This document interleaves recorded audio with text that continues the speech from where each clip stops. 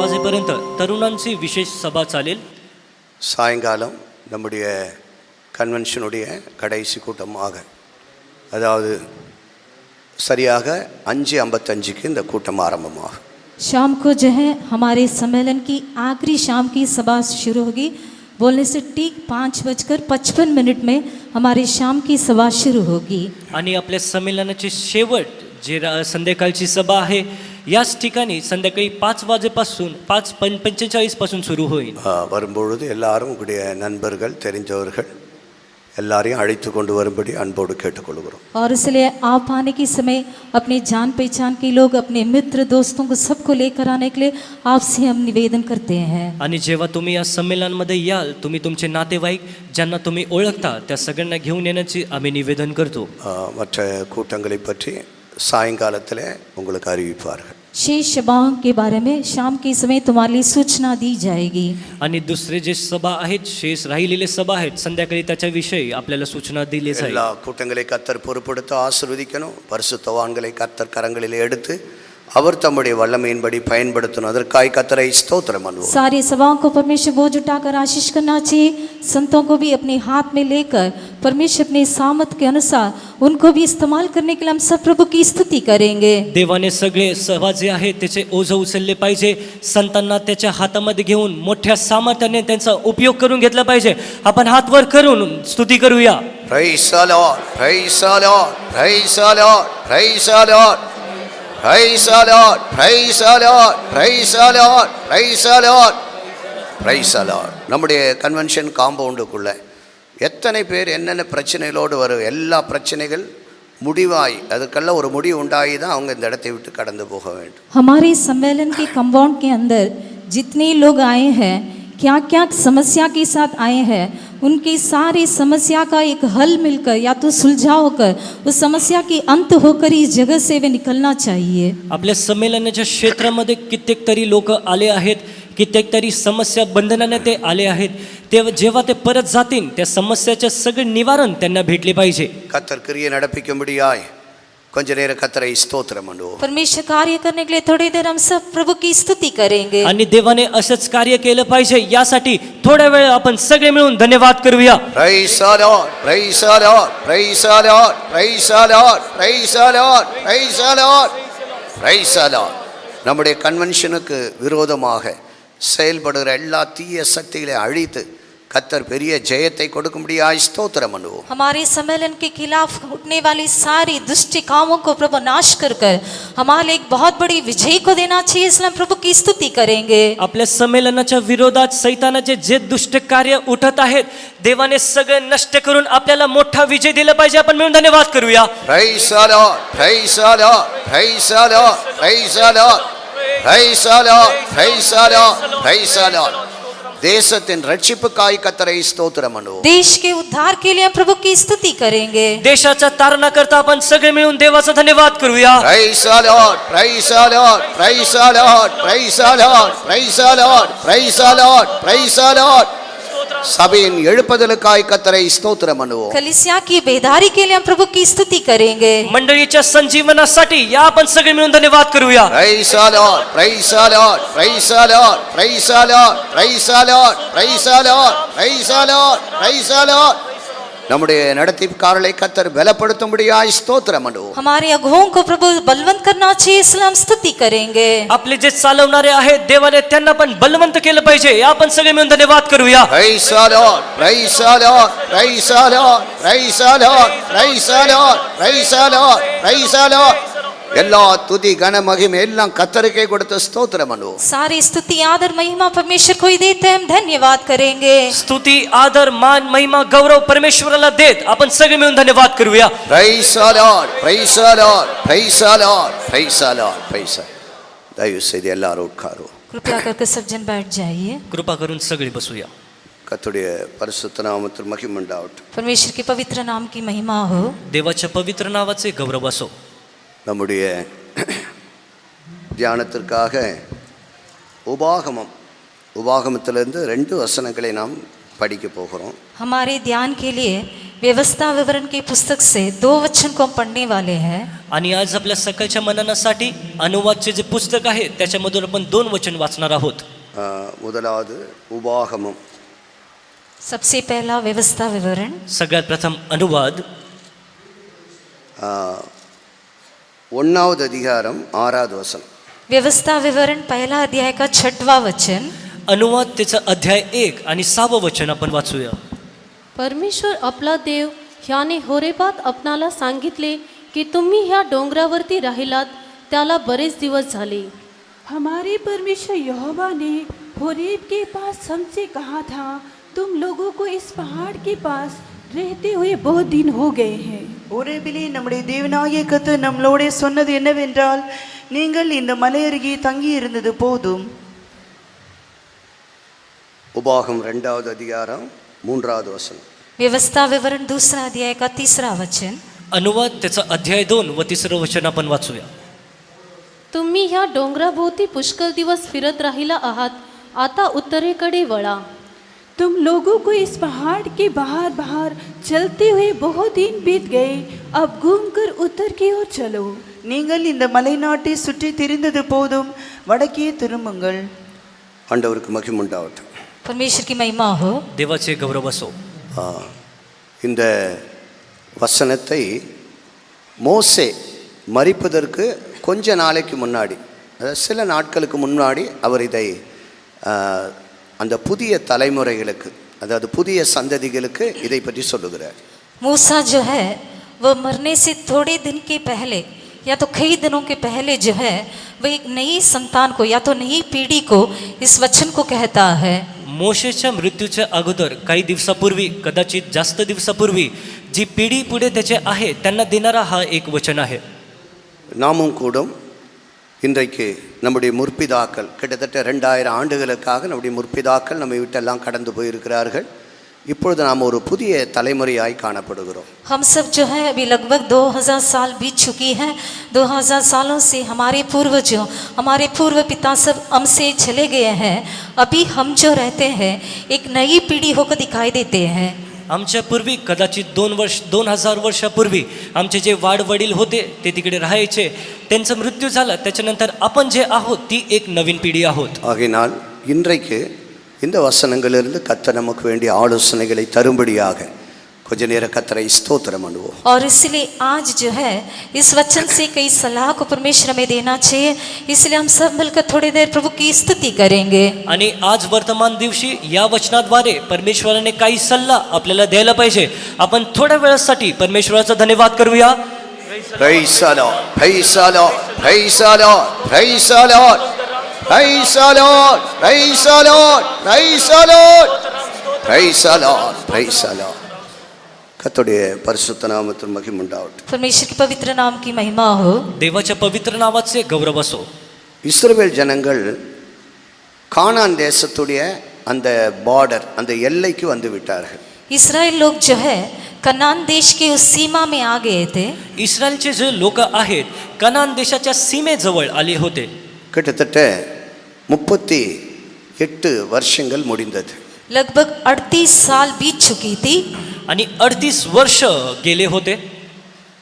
எகிப்திலிருந்து புறப்பட்டதான எல்லா முற்பிதாக்கள் அவர்கள் எல்லாரும் வனாந்தரத்திலே மடிந்து போனார்கள். मिस्र में से निकले हुए उनमें से जो भी पूर्वजन थे या तो पूर्व पिता जो है वे सब जो है जंगल में ही नाश हो गए. मिसरमधून जे जेव्हा निघाले होते त्यावेळेस त्यांच्या सोबत असणारे जे वाडवडील होते किंवा त्यांचे पूर्वज होते यात्रेमध्येच ते नष्ट झाले. 40 நாள் அதனுடைய ஜாகிரபியில் நீங்கள் அந்த மேப்பில் பார்த்தீங்கன்னா 40 நாள் பிரயாணம். அன்னைக்கு இருந்த நடந்து போகிற பிரயாணம் 40 நாள்.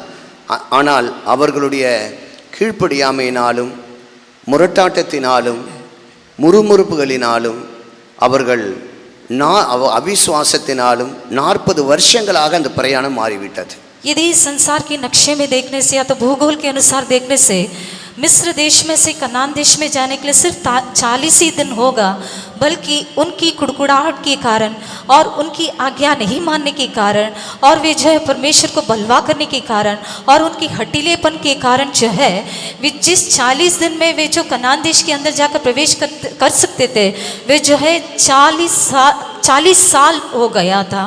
आणि जर आपण नक्षा घेतला किंवा भूगोल पाहिले तर मिस्र देशापासून कानानला जाण्यासाठी जी यात्रा आहे ती फक्त 40 दिवसाची आहे, परंतु इस्रायलच्या लोकांचे जे देवाचे आज्ञा न मानण्यामुळे, देवाचे वचनावर न विश्वास केल्यामुळे, त्यांच्या हटिलेपणामुळे, त्यांच्या जिद्दीपणामुळे त्यांची जी यात्रा होती ती 40 दिवस नव्हे तर 40 वर्षापर्यंत ती गेली. எகிப்தில் அவர்கள் இருந்த நிலவரம் என்ன, அந்த நிலவரத்திலிருந்து அவர்கள் எப்படி வெளியே கொண்டு வரப்பட்டார்கள், வனாந்தரத்திலே தேவன் அவளை எப்படியெல்லாம் பாதுகாத்தார், நடத்தினார், ஆகாரம் கொடுத்தார், ஆலோசனை கொடுத்தார், பாதுகாப்பு தந்தார், இதை பற்றி ஒன்றுமே அறியாத ஒரு புதிய தலைமுறைகள் அங்கே காணப்பட்டது. मिस्र में वे किस परिस्थिति में दिखाई दिए थे और किस परिस्थिति में से परमेश्वर उनको छुड़ा कर ले आया और उनको छुड़ा कर ले आकर जंगल में परमेश्वर उनका कैसा पालन पोषण किया, कैसा उनको भोजन खिलाया और कैसा उनको सलाह दिया और कैसा उनको लेकर गया, ये सब नहीं जानने वाले एक नई सी पीढ़ी अभी उत्पन्न होकर खड़े हुए थे. मिस्र देशापासून परमेश्वराने ते त्यांना कसं बाहेर काढलं, कोणत्या परिस्थितीमध्ये ते होते, कशा परिस्थितीमध्ये तिकडून ते बाहेर पडले, त्यांच्या यात्रेमध्ये काय झालं, रानामध्ये परमेश्वराने कसे त्यांचे पाळणांनी पोषण केले, कोणकोणत्या मोठे कार्य देवाने त्यांच्या जीवनामध्ये केले, ही जी नवीन पिढी आली होती या नवीन पिढीला ह्या गोष्टी ठाऊक नव्हते. இதையெல்லாம் எடுத்து சொல்வதற்கு ஒரு அனுபவம் வாய்ந்த பழைய ஒரு மனிதன் தேவை. ஆகையினால் மோசே இதை பற்றி எல்லாவற்றையும் விவரமாக அவர்களுக்கு சொல்லுகிறார். और इसे सब इस नई पीढ़ी को समझाने के लिए एक पुराना अनुभव के साथ रहने वाले एक बुजुर्ग व्यक्ति चाहिए था. इसलिए मूसा जो है सारी बातों को बहुत ही स्पष्ट रीति से इस नई पीढ़ी को समझाता है. आणि या नवीन पिढीला या सगळ्या गोष्टी समजवण्यासाठी एक अनुभवी बुजुर्ग व्यक्तीची गरज होती, म्हणून देवाने मोशेला सांगितले आणि मोशे या सगळ्या गोष्टी नवीन पिढीला समजवत होता. ஆதி ஆகமத்தில் உலகம் சிருஷ்டிக்கப்பட்டு இஸ்ரவேல் என்கிற ஒரு ஜனம் எப்படி எகிப்திலே போய் அடிமையானது, அந்த சம்பவங்கள் முழுதும் அதிலே படிக்கலாம். उत्पत्ति की पुस्तक में कैसा इस जगत को परमेश्वर ने बनाया और कैसा परमेश्वर इज़राइल लोग कर एक लोगों को अलग कर वे कैसे मिस्र देश में जाकर बंधुआई में हो गए कर इस सारी बातों को पुस्तक में बहुत ही विवरण से हम पढ़ सकते हैं. उत्पत्तीच्या पुस्तकामध्ये आपण पाहू शकतो तिकडे स्पष्ट रीतीने वर्णन केलं आहे देवाने या जगाचे निर्माण किंवा रचना कशी केली आणि इस्रायलच्या लोकांना देवाने कसे वेगळे केले, इस्रायलचे लोक कसे मिस्रमध्ये गेले आणि त्याच्यामध्ये गेल्यानंतर ते कसे बंधवाईत आले, त्याच्याविषयी विस्तारमध्ये आपण तिकडे पाहू शकतो. யாத்ராகம் என்கிற அந்த 2வது புஸ்தகத்தில் அவர்கள் எகிப்திலிருந்து எப்படி விடுதலையாக்கப்பட்டு அவர்கள் சீனாய் மலையின் அடிவாரத்திலே அவர்களை தேவன் எப்படி ஒழுங்குபடுத்தினார், ஒரு ஆலயத்தை உருவாக்க சொன்னார், அவர்களுக்கு பிரமாணங்களை கொடுத்தார், இதெல்லாம் பற்றி நாம் பார்க்கிறோம். निर्गमन की उस दूसरा अध्याय में कैसे इज़राइल लोग जो है मिस्र देश में से छुड़ाए जाकर परमेश्वर को सीनाई पर्वत के उस नीचे की भाग में लेकर आया और उस सीनाई की पर्वत के उस स्थान में कैसे एक मिलाप वाले तंबू को बनाना चाहिए, कैसे कैसे उस बातों को सब करना चाहिए और उनको कई प्रकार की व्यवस्थाओं को आज्ञाओं को सब देकर इन सारी बातों को परमेश्वर को देखकर उन्हें स्थापित करता है. निर्गमचे पुस्तक 2ऱ्या अध्यायामध्ये कसा देव मिस्रच्या देशामधून त्यांना बाहेर काढतो, कसा त्यांना सिनाई पर्वताच्या खाली तो घेऊन येतो, त्यांच्याबरोबर कसा तो बोलतो आणि मिलापाचा मंडप कसा बनवायचा आहे त्या गोष्टीविषयी कसा परमेश्वर त्यांना सांगतो, पुढच्या गोष्टी कसे होणार आहेत त्या सगळ्या गोष्टी परमेश्वर त्यांना विस्तारमध्ये सांगतो. லேவியராகம் முழுவதும் அவர்கள் எப்படி ஆண்டவரை ஆராதிக்க வேண்டும், அவர்கள் யார் எப்படி தெய்வத்துக்கு ஊழியம் செய்ய வேண்டும் என்கிற பிரமாணங்கள் எழுதப்பட்டிருக்கிறது. लेवी व्यवस्था पूरा पुस्तक में क्या पढ़ते हैं, परमेश्वर को कैसा आराधना करना चाहिए, कौन कौन प्रभु की सेवा को किस ढंग से करना चाहिए, कौन इस सेवा को करना चाहिए कहकर इस सारी बातों के बारे में पूरे विवरण से उस पुस्तक में पढ़ते हैं। जर आपण लेवियाचे पुस्तक वाचले तर लेवियाच्या पुस्तकामध्ये कशा रीतीने आपण परमेश्वराची उपासना केली पाहिजे, कोण कोण कोणते सेवा करू शकतात आणि कोणाला सेवासाठी नियुक्त केले आहेत, कोणत्या कोणत्या गरजा किंवा कोणत्या कोणत्या जबाबदारी कोणाला दिल्या आहेत, त्या सगळ्या गोष्टी लेवियाच्या पुस्तकामध्ये विस्तार रीतीमध्ये वर्णन केलेले आहेत. எண்ணாகமம் என்கிற அந்த 4வது புஸ்தகத்தில் அவர்கள் எப்படி தேவனால் எண்ணி தொகையிடப்பட்டார்கள் என்பதை முதலிலிருந்து கடைசி பகுதியிலும் நாம் பார்க்க முடியும். गिनती कर चौथा पुस्तक में वे परमेश्वर की द्वारा कैसा लेखा लिए गए, या तो परमेश्वर उन लोगों की कैसे गिनती किया करके शुरुआत की भाग में और आखिरी भाग में इसके बारे में पढ़ते हैं. आणि जेव्हा आपण चौथा पुस्तक म्हणजे गणना वाचतो त्या पुस्तकामध्ये कसा परमेश्वराने त्या लोकांचा लेख घेतला आणि परमेश्वराने कशा आपल्या लोकांची गणना केली त्याचा आपण पहिल्या भागामध्ये आणि शेवटच्या भागामध्ये विस्तार रीतीने पाहू शकतो.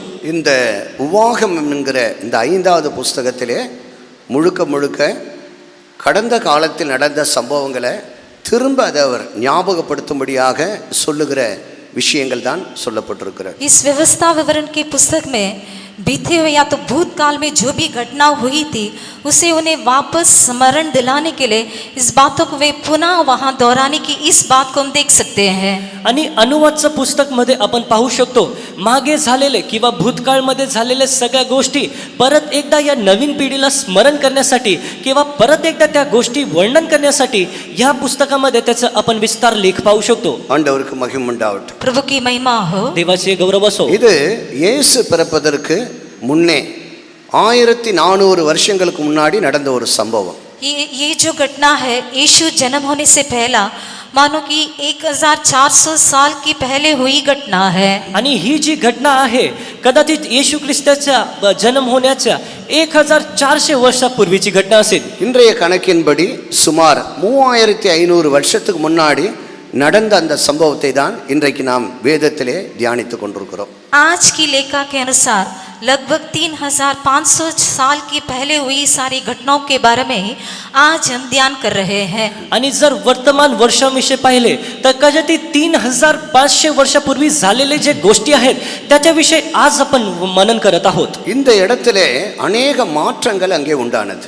इस स्थान में बहुत सारी बदलावट वहाँ हुई थी. आणि या ठिकाणी भरपूर बदलाव झाले. இஸ்ரவேலுடைய பிரயாண மேப்பில் பார்க்கும்போது கடைசியாக அவர்கள் அந்த யோர்தான் அந்த சவக்கடல் அந்த உப்பு கடல் அதை தாண்டி நேராக அவர்கள் மேலே போய் கொண்டே இருக்கிறார்கள். और इज़राइल की उस यात्रा के बारे में उस नक्शे में देखने के समय इज़राइली लोग जो है अपने सफ़र की आखिरी भाग में जो नमक की समुंदर है या तो मृतक समुंदर है उसमें से ऊपर की भाग में ऊपर की ओर वे जा रहे थे. आणि जर आपण नक्षामध्ये पाहिलं तर इस्रायल लोकांच्या यात्रेमध्ये आणि त्यांच्या शेवटच्या टप्प्यामध्ये म्हणजे जो मिठाचा जो समुद्र आहे किंवा मृत्यूचा समुद्र आहे त्याच्या जवळ जे देवा आले त्याच्याविषयी आपण पाहतो. அதுதான் ஆண்டவர் சொல்றாரு, நீங்கள் இந்த மலையை சுற்றி சுற்றி நடந்ததெல்லாம் போதும், இனிமேல் நீங்கள் வடக்கு பக்கமாக திரும்புங்கள் என்று சொல்லுகிறார். उसे परमेश्वर कहता है कि तुम लोगों को इस पहाड़ के बाहर बाहर चलते हुए बहुत दिन बीत गए, अब घूमकर उत्तर की ओर चलो. आणि त्याच वचनामध्ये परमेश्वर असं बोलतो की तुम्हाला या डोंगरच्या कानाकोपऱ्यामध्ये चालता चालता भरपूर वर्ष झाले आहेत, आता तुम्ही ते डोंगर फिरून उत्तरच्या दिशेमध्ये चालत या. கானானை அவங்க கிராஸ் பண்றாங்க. கானான் பக்கத்திலேயே ஒட்டி போய் கொண்டே இருக்கிறார்கள். खनान को वो पार करने की उस भाग में या तो खनान की बहुत ही उस करीब की ओर वे जा रहे थे. आणि कनानला पार करण्यामध्ये किंवा कनानच्या एकदम जवळ जाण्यामध्ये हा भाग आपण पाहू शकतो. ஆனால் இவர்கள் இப்படியே போய் கொண்டிருப்பதற்காக அழைக்கப்படவில்லை, அவர்கள் கானான் தேசத்தை சுதந்திரிப்பதற்காகத்தான் அவர்கள் அழைக்கப்பட்டவர்கள். तो भी इन लोग जो है ऐसे ही जाते रहने के लिए वे बुलाए नहीं गए थे, बल्कि कनान देश को हासिल करने के लिए वे बुलाए गए थे. हे लोक फक्त ते इकडे तिकडे जाऊन त्याच्यासाठी त्यांना त्यांचं पाचारण नाही झालं, कनान देशमध्ये प्रवेश करण्यासाठी किंवा कनान देश प्राप्त करण्यासाठी त्यांचे पाचारण झाले. ஆண்டவருக்கு மகிமை உண்டாகட்டும். प्रभु की महिमा हो. देवाचे गौरव असो. இந்த உபாகமம் 1வது அதிகாரத்திலே படித்த அந்த வசனத்தை பார்க்கும் பொழுது व्यवस्था विवरण पहला अध्याय में पढ़ा उस वचन को हम देखने की समय जेव्हा अनुवाद त्याचा अध्याय 1 आणि 6 वचन जे आपण वाचले ते पाहतो. ஆறாவது எல்லாம் உங்க பைபிளை திறந்து பாருங்க. सारे लोग जो है शास्त्र को खोलकर उस वचन को देखिए. आणि सगळे लोक आपले पवित्र शास्त्र उघडून त्या वचनात ஆறாவது पहा. வசனத்துல இப்படி சொல்லுகிறார். छठवां वचन में ऐसा कहता है. आणि 6व्या वचनामध्ये असं वर्णन केलं आहे, நீங்க இந்த மலை அருகே தங்கி இருந்ததெல்லாம் போதும். तुम लोगों को इस पहाड़ के पास रहते हुए बहुत दिन हो गए हैं. तुम्ही ह्या डोंगरवटीत राहिला बरेच दिवस झाले. அவர்கள் அந்த மலை அருகே பல நாட்களாய் தங்கி இருக்கிறார்கள். वे उस पहाड़ के पास में बहुत सारे दिनों से वहां ही रहा करते थे. आणि भरपूर दिवसापासून तुम्ही त्या डोंगर भोवती होते. ஏழாவது வசனத்திலே சொல்லப்பட்டிருக்கிறது, 7वां वचन में कहा गया है. आणि 7व्या वचनामध्ये असं बोललं आहे, நீங்கள் போங்கள், इसलिए தங்காதீங்க, போங்க என்று சொல்லுகிறார். और इसलिए अभी यहाँ आप नहीं टिकना चाहिए, यहाँ से कुछ करो करके कहता है. इथे असं लिहिले आहे, आता इकडे तुम्ही थांबू नका, इकडून तुम्ही कूच करा. எட்டாவது வசனத்தில் இப்படி சொல்லி இருக்கு, 8वां वचन में ऐसा कहा गया है. 8व्या वचनामध्ये असं लिहिलं आहे, நீங்கள் போய் அந்த தேசத்தை சுதந்தரித்துக் கொள்ளுங்கள். तुम जाकर उस देश के अधिकार में कर लो. आणि तुम्ही जाऊन त्या देशाचा अधिकार प्राप्त करा. அருமையானவர்களே, நாமும் ரட்சிக்கப்பட்டு அபிஷேகம் பெற்று பரிசுத்தவான்களுடைய ஐக்கியத்துக்குள்ளாய் கர்த்தர் நம்மை கொண்டு வந்திருக்கிறார். प्यारे लोगों, हम भी उद्धार पाकर अभिषेक को प्राप्त कर कर संतों की संगति के अंदर परमेश्वर ने हमें लेकर आया है. देवाचे प्रिय लोक, आपलाही तारण झाला आहे, अभिषेक आपण प्राप्त केला आहे आणि परमेश्वराने आपल्याला संतांच्या संगतीमध्ये घेऊन आला आहे. ஒரு காலத்திலே நாம் எல்லாரும் இருளின் அதிகாரத்தில் இருந்தோம். एक दिन में हम सब अंधकार के अधिकार के अंदर दिखाई दिए. आणि एके दिवशी आपण अंधकाराच्या बंधनामध्ये होतो. ஆண்டவரோ நம்மேல் இரக்கமுள்ளவராகி இருளின் அதிகாரத்திலிருந்து நம்மை விடுதலையாக்கினார். ஆச்சரியமான அன்பின் குமாரனின் ராஜ்யமாகிய அன்பின் குமாரனுடைய ராஜ்யமாகிய தேவனுடைய சபைக்குள்ளே கொண்டு வந்திருக்கிறார். बल्कि परमेश्वर हमारे ऊपर दया कर कर उस अंधकार के वश में से हमें छुड़ाकर बहुत ही आश्चर्य अद्भुत रीति से उस अद्भुत ज्योति जो अपने प्रिय पुत्र के राज्य के अंदर जहाँ उसकी संत रहता है उसके अंदर परमेश्वर में लेकर आया है. परंतु परमेश्वराने मोठी दया आपल्यावर दाखवली. त्या अंधकाराच्या कष्टामधून, त्या अंधकाराच्या बंधनातून आपल्याला बाहेर काढले आणि मोठ्या दिव्य ज्योतीमध्ये, प्रकाशामध्ये आपल्याला घेऊन आला. तो प्रकाश म्हणजे त्याचा पुत्र येशू ख्रिस्त, आणि त्या प्रकाशाद्वारेच परमेश्वराने आपल्याला तारण दिले आहे. பயங்கரமான குழிக்குள்ளே கிடந்தோம். हम बहुत ही सत्यानाश के गड्ढे में दिखाई दिए. आणि आपण त्या सत्यानाशाच्या खड्ड्यामध्ये पडलो होतो. உளையான சேற்றுக்குள்ளே கிடந்தோம். दलदल की कीचड़ के अंदर हम दिखाई दिए. आणि दलदलच्या चिखलामध्ये आपण पडलो होतो. குப்பையிலே கிடந்தோம். हम जो है कूड़ा में दिखाई दिए. आपण कचऱ्यामध्ये पडलो होतो. புழுதியில் கிடந்தோம். हम जो धूली में दिखाई दिए. आपण मातीमध्ये पडलो होतो. ஆண்டவர் நம்மை மகிமையான சிங்காசனத்தை சுதந்தரிக்கும்படியாக நம்மை கொண்டு வந்திருக்கிறார். परमेश्वर जो है महिमामय सिंहासन को हासिल करने के लिए हमें लेकर आया है. परंतु परमेश्वराने ते महिमामय गौरवमय सिंहासनवर आपण विराजमान होण्यासाठी, आसन करण्यासाठी आपल्याला घेऊन आला आहे. பிரபுக்களோடு உட்கார வைத்திருக்கிறார். हाकिमों के साथ हमें बिठाया है. आणि अधिकाऱ्यांसोबत बसवलं आहे. எத்தனை பேர் அதை விசுவாசிக்கிறீங்க? कितने लोग इस बात को विश्वास करते हो? आणि किती लोक या गोष्टीवर विश्वास करतात? ஆண்டவர் என்னை பிரபுக்களோடு உட்கார வைத்திருக்கிறார். परमेश्वर मुझे हाकिमों के साथ बिठाया है. परमेश्वराने मला अधिकारी, अधिपती सोबत बसवलं आहे. எதுக்காக உட்கார வைத்தார்? और किस कारण के लिए इसे बिठाया है? आणि कोणत्या कारणासाठी परमेश्वराने मला बसवलं மகிமையான आहे? இந்த சுதந்திரத்தை, மகிமையான இந்த சிங்காசனத்தை சுதந்தரிக்கும்படியாக उसकी महिमामय मिरास को, उसकी महिमामय सिंहासन को प्राप्त करने के लिए इसे बिठाया है. त्याचे गौरवी वतन, त्याचे गौरवी सिंहासन प्राप्त करण्यासाठी बसवलं आहे. அதனாலதான் ஆண்டவர் சொல்லுகிறார், தங்கி இருந்தது போதும், உட்கார்ந்து இருந்ததெல்லாம் போதும்னு சொல்றார்.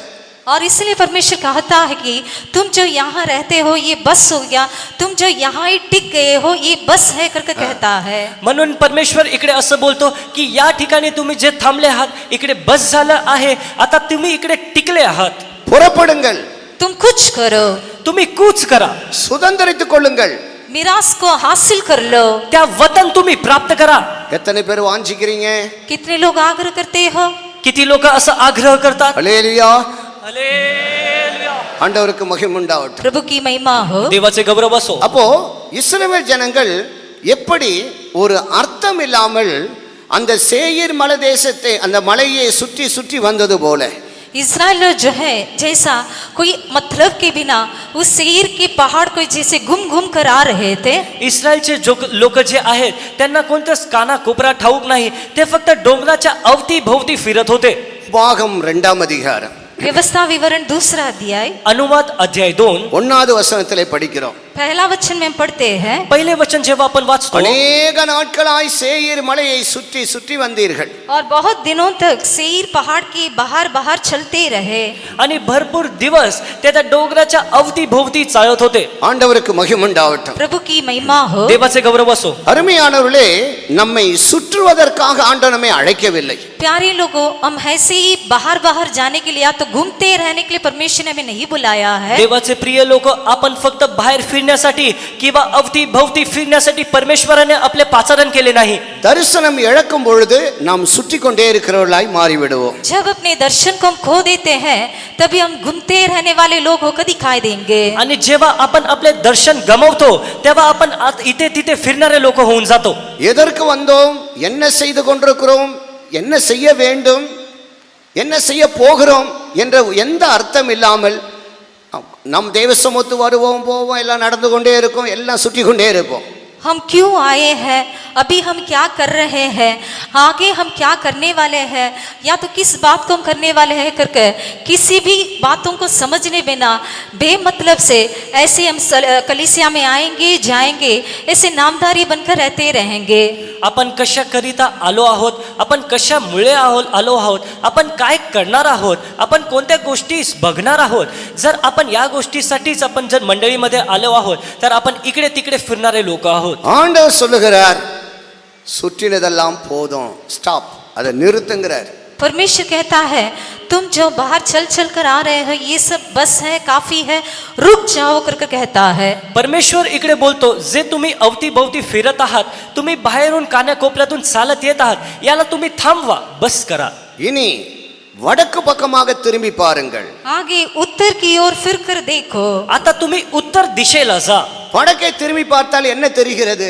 उत्तर की ओर फिर कर देखने से क्या दिखाई पड़ती है? आणि जेव्हा उत्तरेकडे वळल्यावर तिकडे काय दिसून येते? அங்கேதான் அவர்களுக்குரியதான பிதாக்களுக்கு ஆணையிட்ட தேசம் இருக்கிறது. वहाँ ही हमारे प्रिय पूर्वजों के लिए वाचा दिया हुआ या तो शपथ खाई हुई देश वहाँ दिखाई देता है. तिकडे आपले पूर्वज किंवा वाड वडिलांना जे करार केलेला देश आहे, अभिवचन दिलेला देश आहे, तो देश दिसून येतो. அங்கேதான் எருசலேம் இருக்கிறது. वहाँ ही यरूशलेम है. आणि तोच यरूशलेम आहे. அங்கேதான் சியோன் மலை இருக்கிறது. वहाँ ही सियोन की पहाड़ है. आणि तिकडेच सियोन पर्वत आहे. அங்கேதான் இஸ்ரவேல் ஜனங்கள் இருக்கிறார்கள். वहाँ ही इज़राइल लोग रहते हैं. आणि तिकडेच इस्रायलचे लोक वास करतात. அதுக்காகத்தான் அந்த இடத்தை ஆயத்தமாவதற்காகத்தான் தேவன் இவர்களை அந்த பக்கம் திரும்ப சொல்றார். और इसीलिए उस जगह के लिए इन्हें तैयार करने के लिए परमेश्वर उनको उत्तर की ओर घूमने के लिए फिरने के लिए कहता है. आणि ती जागा तयार करण्यासाठीच परमेश्वर त्यांना उत्तरेकडे वळण्यासाठी बोलतो.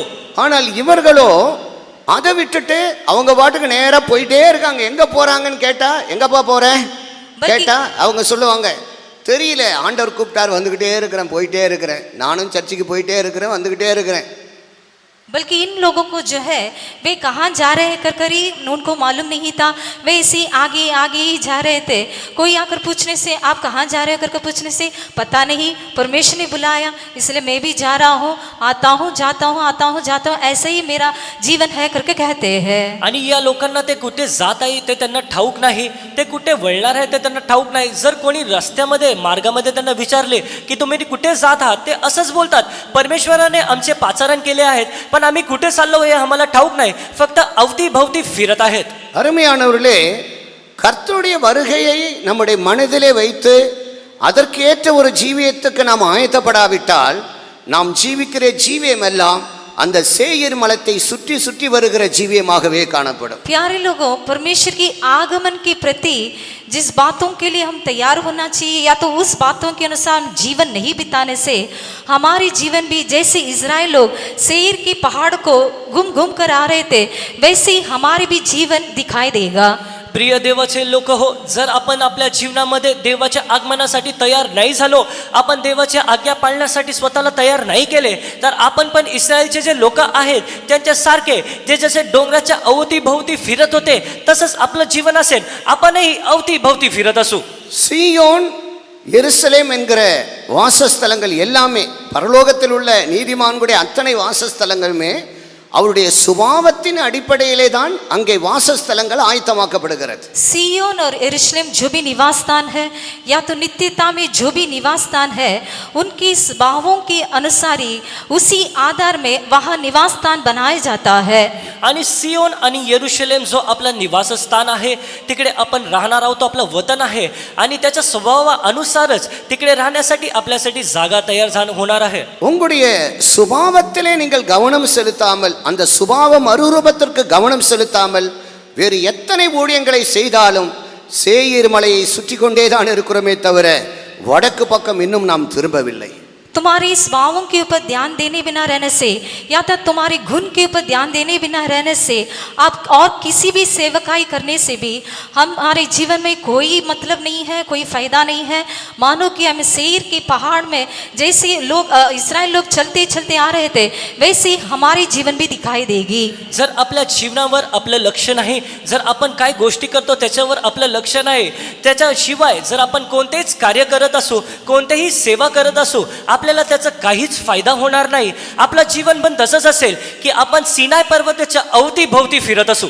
இஸ்ரவேல் ஜனங்களுக்கு ஆண்டவர் வாக்கு கொடுத்தது போல जैसा इसराइल நமக்கும் கூட ஆண்டவர் வாக்குத்தத்தத்தை கொடுத்திருக்கிறார். जैसे इसराइल लोगों को परमेश्वर ने प्रतिज्ञा दिया था वैसे ही परमेश्वर भी हमारे लिए प्रतिज्ञा दिया है. आणि इस्रायलच्या लोकांना जसं देवाने अभिवचन दिलं किंवा करार केलं त्याच रीतीने परमेश्वराने आपल्या सोबतही करार केला आहे. வாக்குத்தத்தங்களிலே மிக முக்கியமான ஒரு வாக்குத்தத்தம் தான் நம்முடைய சுபாவ மறுரூபம். वायदाओं में बहुत सारे प्राथमिक वायदा क्या है बोलने से हमारी स्वभावों की एक बदलावट या तो वो जो है उसमें एक रूपांतर होना. आणि जेव्हा आपण करार पाहतो किंवा वेगवेगळ्या करार पाहतो याचा अर्थ काय आहे की आपल्या जीवनामध्ये एक रूपांतर होणे, एक नवीन निर्माण होणे. ஒரு வசனத்தை கூட நாம் வாசிக்கலாம். और एक वचन को भी हम पढ़ेंगे. आपण अजून एक वचन वाचूया. 2 பேதுரு 1வது அதிகாரம் दूसरा पत्रस पहला अध्याय पेत्राचे दुसरे पत्र त्याचा पहिला अध्याय 3-4 இந்த ரெண்டு வசனங்களை வாசிக்கலாம். तीसरा और चौथा इस दोनों वचन को पढ़ेंगे. तिसरं आणि चौथं हे दोन्ही वचन आपण वाचूया.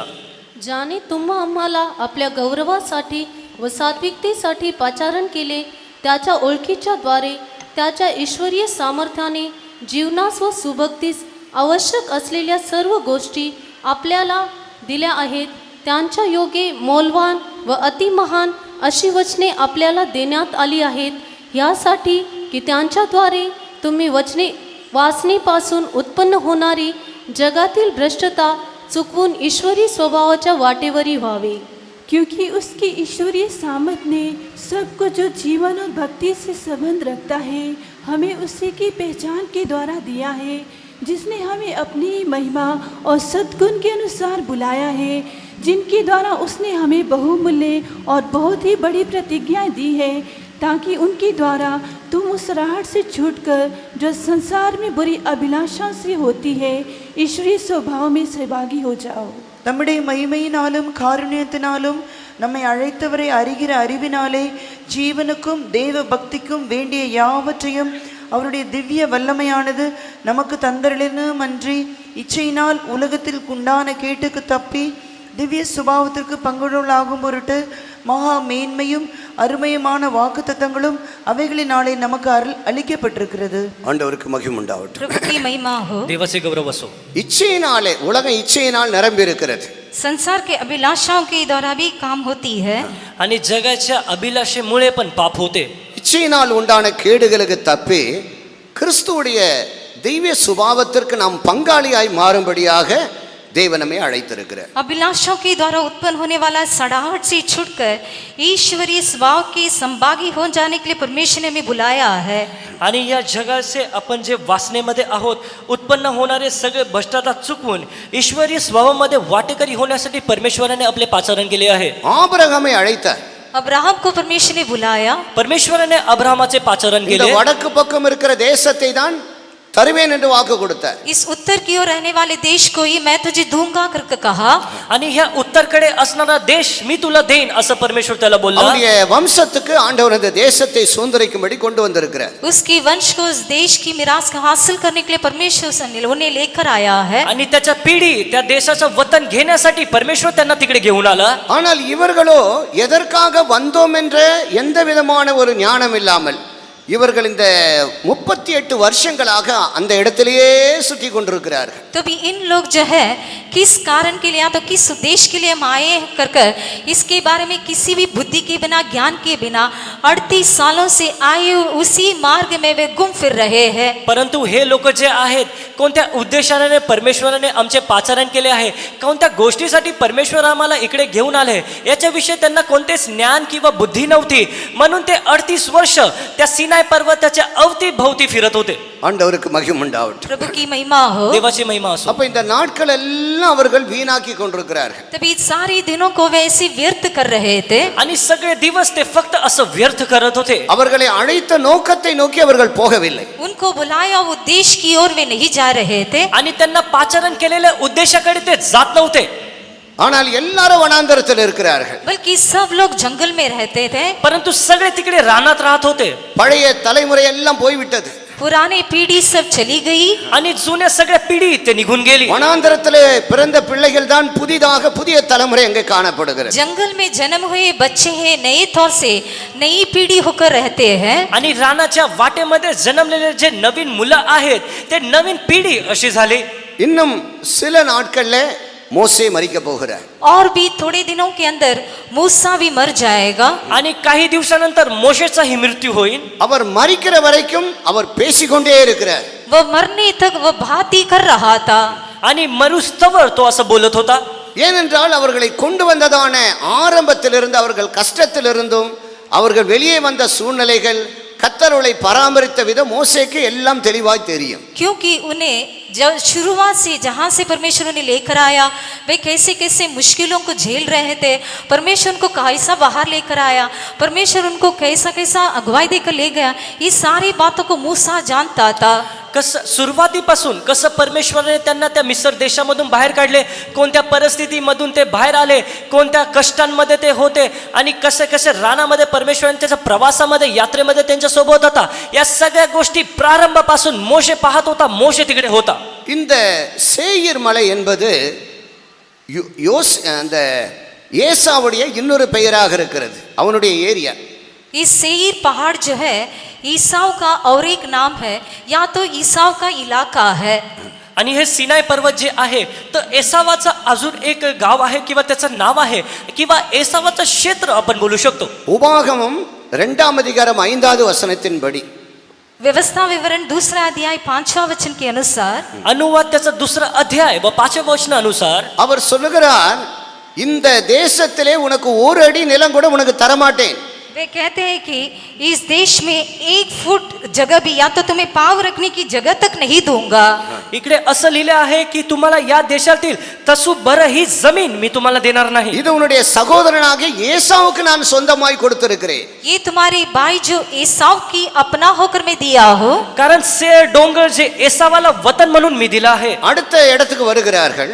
अगला जगह में वे आ रहे हैं. आणि जेव्हा ते दुसऱ्या ठिकाणी जात आहे அங்கே மோவாபும் அம்மோனியரும் குடியிருக்கிறார்கள். वहाँ मोवाब और अमोनियों के लोग रहते थे. आणि तिकडे मोआब आणि अमोनी लोक राहत होते. அந்த மோவாபும் அம்மோனும் லோத்துடைய புத்திரர் என்று நம்ம எல்லாருக்கும் தெரியும். उस मोवाब और अमोन जो है लूत की पुत्र थे कर हम सब जानते हैं. आणि मोआब आणि अमोनी लोक जे आहेत आपल्याला ठाऊक आहे की ते लोटचे पुत्र किंवा वंश आहेत. ஆண்டவர் சொல்றார், அவங்களோட நீ சண்டை போடாத. परमेश्वर कहता है कि उनके साथ तुम झगड़ा या तो युद्ध नहीं करना. परमेश्वर तिकडे असं बोलतो की त्यांच्या सोबत तुम्ही झगडू नका, भांडू नका. அமைதியா அந்த ஏரியாவை கிராஸ் பண்ணி போயிரு. ऐसे शांत से उस इलाका को पार करके चले जाना चाहिए. आणि शांत रीतीने तो क्षेत्र पार करून तुम्ही जायला இந்த पाहिजे. இடம் கூட உனக்கு நான் தர மாட்டேன். इस स्थान को भी मैं तुम्हें नहीं दूंगा. आणि हे स्थान मी तुम्हाला देणार नाही.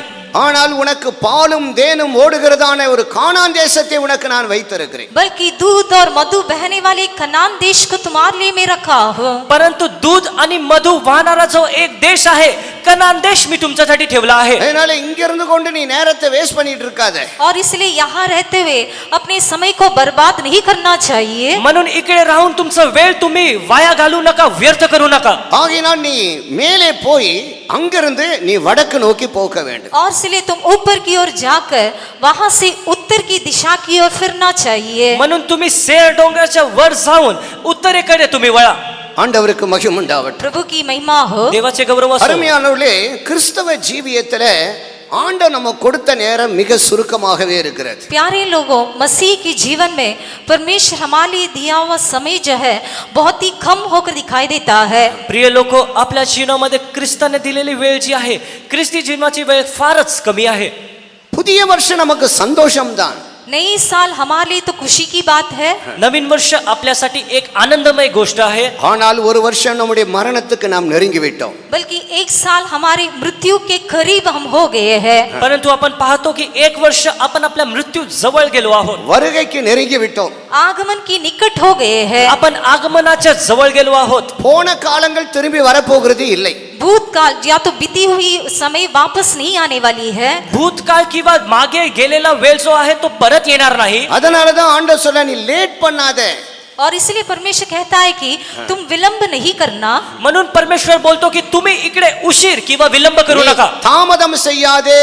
तुम देरी नहीं करना. तुम्ही विलंब करू नका. இந்த உலகத்தை நீ வாழ்ந்தாலும் கூட இந்த தகுதியானபடி உன்னுடைய தகுதிக்கு மிஞ்சி நீ உன்னுடைய வாழ்க்கையை செய்ய வேண்டாம். इस संसार में यदि तुम जीवन बिताने से भी योग्यता के अनुसार अपनी योग्यता से भी बढ़कर कुछ बातों को तुम नहीं करना चाहिए. या जगामध्ये जेव्हा तुम्ही जीवन व्यतीत करत आहात, तुमच्या योग्यतेच्या पलीकडे जरी तुमची योग्यता आहे, तुम्ही काही गोष्टी करू नका. உலகத்திலிருந்து நான் உங்களை தெரிந்து கொண்டேன். संसार में से मैंने तुम्हें चुन लिया.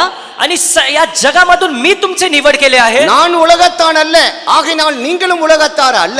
जैसा मैं संसार का नहीं हूँ, वैसे तुम भी संसार का नहीं हो. आणि ज्या रीतीमध्ये मी या जगाचा नाही, तसंच तुम्ही या जगाचे नाही.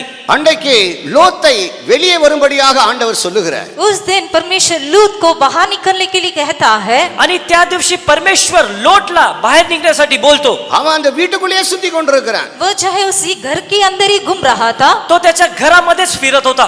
தாமதம் பண்ணி கொண்டிருக்கிறான். वैसे ही देर कर रहा था. आणि तो विलंब करत होता. தாமதம் பண்ணி கொண்டிருக்கிறான். ऐसे ही विलंब कर रहा था. तसंच विलंब करत राहिला. கர்த்தர் கொடுத்த ரட்சிப்பை அவன் இழந்து விடும்படியாக தாமதம் பண்ணி கொண்டிருக்கிறான். परमेश्वर दिया हुआ उद्धार को परमेश्वर उसे हटा देने के लिए उसने ऐसे ही विलंब कर रहा था. आणि देवाने दिलेलं तारण देव त्याच्याकडून परत घेण्यासाठी किंवा त्याच्याकडून हिसकावून घेण्यासाठी तो विलंब करत होता. அவனுக்கு சொல்லப்பட்டது என்ன?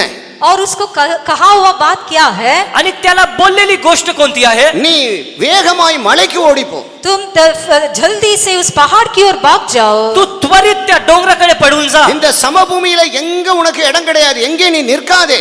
और इस समरस भूमि कहाँ भी तुम खड़ा नहीं होना चाहिए, यहाँ कहाँ भी तुम नहीं रहना चाहिए. आणि मातीमध्ये किंवा या जमिनीमध्ये या साम्राज्यामध्ये कोणत्याच ठिकाणी तू उभा नाही राहिला நீ पाहिजे. அழியாதபடிக்கு மலைக்கு ஓடிப்போ. तुम नाश होने बिना रहने के लिए उस पहाड़ की ओर भाग जाओ. आणि जर तुला नष्ट नाही व्हायचे आहे, तर तू त्या पर्वताकडे डोंगराकडे पळून जा. ஆண்டவருக்கு மகிமை உண்டாகட்டும். प्रभु की महिमा हो. देवाचे गौरव असो. லோத் என்ன செய்றான்? लूत ने क्या किया? लोटने काय केले? அவன் லேட் பண்ணி கொண்டே இருக்கிறான். वो जो है ऐसी देरी कर रहा तो था. असंच विलंब करत होता. அவனுக்கு விடுகிறதா ஆதி பாதி மனசு இங்கே, பாதி மனசு மலையில. और उसको छोड़ने को भी नहीं हो रहा था. आधा मन उसको पहाड़ में था, आधा मन उसकी खुद की जगह में था. आणि त्या गोष्टी तो सोडू शकत नव्हता. अर्ध मन त्याचा त्या पर्वताकडे डोंगराकडे होता, अर्ध मन त्याचं घराकडे त्या ठिकाणी होता. அதே சமயத்துல லோத்து கெட்டவன் அல்ல, லோத்து ஒரு நீதிமான். उसी समय पर लूत जो है एक बुरा व्यक्ति नहीं था, लूत एक धर्मी जन था. त्या ठिकाणी आपण पाहतो लोट जो आहे तो वाईट मनुष्य नव्हता, तो एक नीतिमान मनुष्य होता. அந்த ஊர்ல நடக்கிற சம்பவத்தை கேட்டு பார்த்து அவன் நீதியுள்ள இருதயத்தில் வாதிக்கப்பட்டு கொண்டிருக்கிறான். ஐயோ, இப்படி இருக்கிறாங்களே, இப்படி செய்யறாங்களே, இப்படி நடக்குதே என்று சொல்லி அவன் வாதிக்கப்பட்டு கொண்டிருக்கிறான். उसके गांव में जो भी बातें हो रही थी, उसके गांव में जो भी बात घट रही थी, उसे सब देखकर सुनकर सुनकर अपने जो धार्मिक हृदय में ऐसे बहुत ही सुन पीड़ित हो रहा था। त्याच्या गावामध्ये किंवा जो ज्या ठिकाणी तो राहत होता तिकडे कोणत्या कोणत्या गोष्टी होत आहेत, कोणत्या गोष्टी घडत आहेत, ते सगळं ऐकून तो एक नीतिमान मनुष्य होता आणि नीतिमान हृदयमध्ये त्याचं मन उथळ-पुथळ होत होतं. ஆனால் விட்டு விட்டு வெளியே வருவதற்கு மனசில்ல பாருங்க. तो भी उसे छोड़ देकर आने के लिए उसको मनसा नहीं था। आणि ते ठिकाण सोडून परत येण्यासाठी त्याला कोणताच मन नव्हतं. அருமையான தேவனுடைய பிள்ளை, प्यारे परमेश्वर के बच्चा, देवाचे प्रिय உனக்கு ஆண்டவர் கொடுக்கிற ஆலோசனை என்ன? तुम्हारे लिए परमेश्वर देने वाला सलाह क्या है? आणि परमेश्वर आज तुम्हाला देणारा सल्ला कोणता आहे? உன்னுடைய ஜீவியத்திலே விட முடியாத பாவ பழக்கம் இருந்தால் இன்றைக்கே பாவத்தை அறிக்கையிட்டு இயேசுடைய இரத்தத்தினால் கழுவப்படும்படியாக இயேசுடைய பாதத்துக்கு நீ வந்து விட வேண்டும். यदि तुम्हारे जीवन में कोई ऐसी पाप जो है तुम छोड़ नहीं सकता है, आज ही परमेश्वर के सम्मुख पर उस पाप को कबूल करते हुए यीशु मसीह के लहू के द्वारा धोया जाकर आज ही यीशु की चरणों में आ जाना चाहिए। जर तुमच्या जीवनामध्ये असा कोणता पाप आहे जो पाप तुम्ही सोडू शकत नाही, आज वर्तमान दिवशी तुम्ही तो पाप कबूल करून येशू ख्रिस्ताच्या रक्ताद्वारे पूर्ण रीतीने शुद्ध होऊन धुवून जाऊन येशू ख्रिस्ताच्या चरणी येऊन तुम्ही ते पाप सोडलं पाहिजे. சவுலை பார்த்து ஆண்டவர் சொன்னது போல போதும் நிறுத்து இன்னும் தொடராதே என்று நம்மை எச்சரிக்கிறார். शाऊल को देखकर जैसा परमेश्वर कहता है बस है, इसे छोड़ दो और भी इस बातों की पीछा नहीं करना करके आज भी परमेश्वर हमें उसी बात को रख चेतावनी देता है. आणि शौलाला जसा परमेश्वर पाहून बोलतो की तू बस कर, हे थांबव, या गोष्टी सोडून दे, त्याच रीतीने वर्तमान दिवशी परमेश्वर आपल्याला पाहून बोलत आहे की बस करा, या गोष्टी सोडून द्या. या रीतीने परमेश्वर आपल्याला चेतावनी किंवा सावध करत आहे. அறியாமையுள்ள காலங்களிலே தேவன் காணாதவரை போல இருந்தார். अनजान के समय में जो है परमेश्वर अनदेखी के समान दिखाई दिया. आणि अंजना वेळेस परमेश्वर एक अंधळा होऊन दिसला.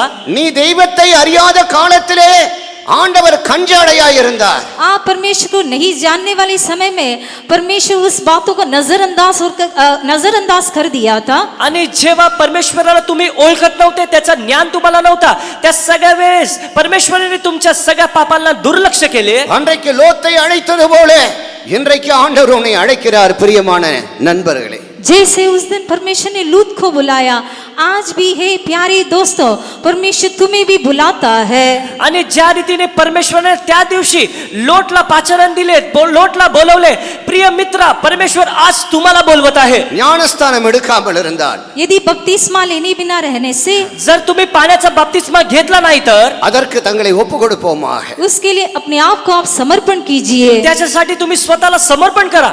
சிலர் ஆண்டவரிடத்துல டிமாண்ட் பண்றாங்க. कई लोग जो है परमेश्वर के पास कई मांग रखते हैं. आणि काही लोक देवापुढे काही अपेक्षा ठेवतात. நான் சுகமானால் ஞானஸ்தானம் எடுத்துக்கொள்வேன். यदि मैं चंगा हो जाने से मैं बपतिस्मा ले लूंगा. जर मी आरोग्य रीतीमध्ये बरा होईन तरच मी बाप्तिस्मा घेईन. எனக்கு நல்ல வேலை கிடைச்சா நான் ஞானஸ்தானம் எடுத்துக்கொள்வேன். यदि मुझे अच्छा नौकरी मिलने से मैं बपतिस्मा ले लूंगा. जर मला एक चांगली नोकरी सापडली तर मी बाप्तिस्मा घेईन. அருமையான தேவனுடைய பிள்ளையே, प्यारे परमेश्वर के बच्चे, देवाचे प्रिय लोक, உலக காரியத்திற்காக உன்னுடைய ஆத்துமாவை நஷ்டப்படுத்திக் கொள்ளாதே. संसार की बातों के लिए तुम्हारी प्राण को नष्ट नहीं करना चाहिए. या जगाच्या गोष्टीसाठी तुम्ही तुमचा जीव नष्ट करू नका. நீ முதலாவது சரியாய் மனம் திரும்பி ஞானஸ்தானம் எடு. உனக்கு வேலையோ, உன்னுடைய படிப்போ, உன்னுடைய தொழிலோ, உனக்கு ஒரு குடும்பமோ எல்லாம் தானாக உன்னை தேடி வரும். सबसे पहला आप ठीक तरह से मन फिराकर बपतिस्मा ले लो, तभी तुम्हारी पढ़ाई, तुम्हारी नौकरी, तुम्हारी परिवार ऐसी और तुम्हारी पैसे सारी बात जो है तुम्हें ढूंढ कर तुम्हारे पीछे आ जाएगा. सगळ्यात प्रथम व्यवस्थित रीतीने बऱ्या रीतीने तुम्ही तुमचं मन फिरवा आणि परमेश्वराकडे परत या पश्चाताप करा. तर तुमचा अभ्यास, तर तुमचा कुटुंब, तर तुमची नोकरी, तर तुमचा पैसा आणि श्रीमंती या सगळ्या गोष्टी सिद्धीच येईल. என்றைக்கு நீ பரிசுத்தாவின் அபிஷேகத்தை பெறுகிறாயோ, जिस दिन तुम पवित्र आत्मा के अभिषेक को प्राप्त करोगे, आणि ज्या दिवशी पवित्र आत्म्याचा अभिषेक तुम्ही प्राप्त कराल, அன்றைக்கு தேவன் உன்னை ராஜாவாக, ஆசாரிய வம்சமாக, பரிசுத்த ஜாதியாக உன்னை மாற்றுகிறார். उस दिन परमेश्वर तुम्हें राजा होकर, याजक के पद होकर, एक पवित्र जाति होकर बदल देता है. आणि त्या दिवशी परमेश्वर तुम्हाला राजा होऊन, एक पवित्र याजक होऊन, एक पवित्र जाती होऊन बदलून देतो. ஆண்டவருக்கு மகிமை உண்டாவட்டும். प्रभु की महिमा हो. देवाचे गौरव असो. எதுக்காக மாற்றுகிறார்? किसके लिए बदल देता है? आणि कोणत्या गोष्टीसाठी परमेश्वर आपल्याला அந்த बदलतो? சேயீர் மலையை சுற்றி வருவதற்காக அல்ல. उस सेईर पहाड़ को ही बाहर चलते चलते आने के लिए नहीं, आणि त्या सेयर डोंगराच्या अवतीभवती जाण्यासाठी नाही. நீ ராஜாவாக வேண்டுமானால் நீ கானானுக்குள்ளே போய் எருசலேமை பிடிக்க வேண்டும். यदि तुम राजा बनना है तो कनान देश के अंदर जाकर यरूशलेम को पकड़ना चाहिए. आणि जर तुम्हाला राजा बनायचे आहे तर तुम्हाला कनान देशमध्ये जाऊन यरूशलेमाचे वतन तुम्हाला प्राप्त करायचे आहे. வடக்கிலே தான் உனக்குரியதான இடம் இருக்கிறது. उत्तर की बाग में ही तुम्हारी हिस्सा या तो तुम्हारी स्थान रहता है. आणि उत्तरच्या दिशेकडेच तुम्ही वळल्यानंतर तुमचे निवासस्थान आहे. இந்த பூமியிலே உனக்கு ஒன்றுமே ஆண்டவர் தருகிறதில்லை. इस पृथ्वी में परमेश्वर तुम्हें कुछ भी नहीं देता है. आणि या पृथ्वीवर परमेश्वराने तुम्हाला कोणत्याच गोष्टी दिल्या नाही. மிஞ்சி போனால் உன்னுடைய பிழைப்புக்கு தேவையானதும் உன்னால் முடிந்தால் மற்றவர்களுக்கு உதவி செய்வதற்கு தேவையானதை தருவேன் என்று ஆண்டவர் வாக்கு கொடுத்திருக்கிறார். ज्यादा होने से तुम्हारी जीविका के लिए जो बात चाहिए या तो तुमसे जितना दूसरों को मदद कर सकता है उतने ही बातों को तुम्हें देगा करके प्रभु कहा है. आणि अधिक अधिक किंवा जास्तीत जास्त तुमचे जीवन जगण्यासाठी किंवा इतर लोकांना देण्यासाठी सहाय्य करण्यासाठी ज्या गोष्टी गरजेच्या आहेत तेवढ्याच आवश्यक गोष्टी परमेश्वराने तुम्हाला दिल्या आहेत. ஆண்டவருக்கு மகிமை உண்டாகட்டும். प्रभु की महिमा हो. देवाचे गौरव असो. கால தாமதம் எவ்வளவு தீமையை உண்டாக்கினது என்று உங்களுக்கு தெரியும் தானே. देखिए विलंब करना कितने बड़ी बुराई को लेकर आता है करके आप जानते हैं. आपल्याला ठाऊक आहे जर आपण विलंब केले तर किती वाईट आपल्या जीवनामध्ये येऊ शकते. அந்த லோத்துடைய வம்சம் கிட்டத்தட்ட 10 தலைமுறைகள் ஆலயத்துக்குள்ளே பிரவேசிப்பதற்கு தகுதி இல்லாதவர்களாக்கப்பட்டார்கள். उस लोत के वंश में लगभग 10 पीढ़ी के लोग जो है मंदिर के तो या तो परमेश्वर की भवन के अंदर प्रवेश नहीं कर सकता है, ऐसे वे बन गए हैं. आणि आपण पाहतो की त्या लोटच्या विलंब केल्यामुळे आपण पाहू शकतो कमीत कमी 10 अशा पिढी ज्या आहेत ते देवाच्या भवनामध्ये मंदिरामध्ये प्रवेश करू शकले नाही. ஆண்டவருக்கு மகிமை உண்டாகட்டும். प्रभु की महिमा हो. देवाचे गौरव असो. இவர்கள் 5 இடங்களை அவங்க இருந்த அந்த ஸ்பாட்ல இருந்து இப்படி திரும்பி பார்த்தாங்கன்னா வடக்கு பக்கம் திரும்பினால் 5 இடங்களை அவங்க கிராஸ் பண்ண வேண்டி இருந்தது. देखिए जहाँ वे रहते हैं उस स्थान से यदि वे उत्तर की ओर फिर कर देखने से 5 जगहों को वे पार करना है. आणि आपण पाहतो की ज्या ठिकाणी ते आहेत त्या ठिकाणावरून जे उत्तरच्या दिशेकडे पाहतात किंवा वळतात त्या त्यांना 5 अशा गोष्टी किंवा 5 अशा जागा आहेत त्यांना ते पार करायचे आहेत. ஆண்டவருக்கு மகிமை உண்டாகட்டும். प्रभु की महिमा हो. देवाचे गौरव असो. முதலாவது ஏசா. सबसे पहला एसाव. सगळ्यात प्रथम एसाव. ஏசாவுடைய வம்சம். एसाव की वंश. एसावची पिढी. இந்த ஏசா என்று சொன்னால் நமக்கு தெரியும் அலட்சியம். इस एसाव बोलने से हम जानते हैं कि वह इसे तुच्छ जानता है. आणि आपल्याला ठाऊक आहे एसाव म्हणजे तुच्छ तिरस्कार झालेला. இன்றைக்கு நிறைய பேர் அலட்சியத்தினாலே எத்தனையோ ஆவிக்குரிய शरीर प्रकारமான எத்தனையோ ஆசீர்வாதங்களை இழந்து போயிருக்கிறார்கள். आज जो है कितने लोग लापरवाही के कारण या तो तुच्छ जानने के कारण कितनी आत्मिक और शारीरिक आशीषों को वे खो दिए हैं. मग आज आपण पाहतो कित्येक तरी लोक आहेत दुर्लक्ष केल्यामुळे किंवा तिरस्कार केल्यामुळे आत्मिक आणि भौतिक कित्येक तरी आशीर्वादापासून ते वंचित आहेत. அவன் பசியாய் இருந்தான். वह भूखा था. वो भूखा था. तो त्याला भूक लागली होती. சுவையான வாசனையான கூழங்கே சமைத்து கொண்டிருக்கிறான் யாக்கோப்பு. वहाँ याकूब जो है बहुत ही स्वादिष्ट और वहाँ से ऐसे बहुत ही खुशबू निकल रहा था, ऐसे पदार्थ को वो बना रहा था. आणि याकोब तिकडे खूपच स्वादिष्ट खूपच चांगलं सुगंध असं एक भोजन किंवा पदार्थ बनवत होता. ஆண்டவருக்கு மகிமை உண்டாகட்டும். प्रभु की महिमा हो. देवाची महिमा असो. அந்த கூழை குடித்து தன்னுடைய சேஷ்ட புத்திர பாகத்தை அவன் அலட்சியம் பண்ணி விட்டான். उस मसूर की दाल की पकान को खाकर अपने पहलोटे के अधिकार को उसने तुच्छ जान लिया. आणि ते डाळ त्याला खाण्यासाठी त्याने त्याचा जो पहिला अधिकार किंवा पहिला अधिकार होता त्याला त्याने तिरस्कार केले. ஆண்டவருக்கு மகிமை உண்டாகட்டும். प्रभु की महिमा हो. देवाचे गौरव असो. நம்முடைய அலட்சியமானது நம்முடைய நித்திய ஆசீர்வாதத்தை இழக்கக்கூடிய அளவுக்கு மாறிவிடுகிறது. हमारी लापरवाही जो है हमारी अनंत आशीषों को खो देने लायक ऐसा हो जाता है. आणि जर आपण दुर्लक्ष केलं तर आपला जो अनंत किंवा नित्य आशीर्वाद आहे त्याच्यापासून आपण वंचित होतो. நம்முடைய அலட்சியத்தினால் நம்முடைய ஜெப ஜீவியங்கள் நஷ்டப்படுகிறது. हमारे लापरवाही के कारण हमारे प्रार्थना जीवन की नष्ट होता है. आणि आपण दुर्लक्ष केल्यामुळे आपलं प्रार्थना जीवन नष्ट होते. வேறுபாட்டின் ஜீவியத்தை நஷ்டப்படுத்துகிறதினால் நம்முடைய பரிசுத்த ஜீவியம் நஷ்டப்படுகிறது. लापरवाही के कारण तुम्हारे जीवन को नष्ट करने के कारण तुम्हारी पवित्रता को भी आप खो देते हो. आणि दुर्लक्ष केल्यामुळे तुमचं प्रार्थना जीवन नष्ट होते आणि प्रार्थना जीवन नष्ट झाल्यामुळे तुम्ही तुमचे पवित्रता गमावता.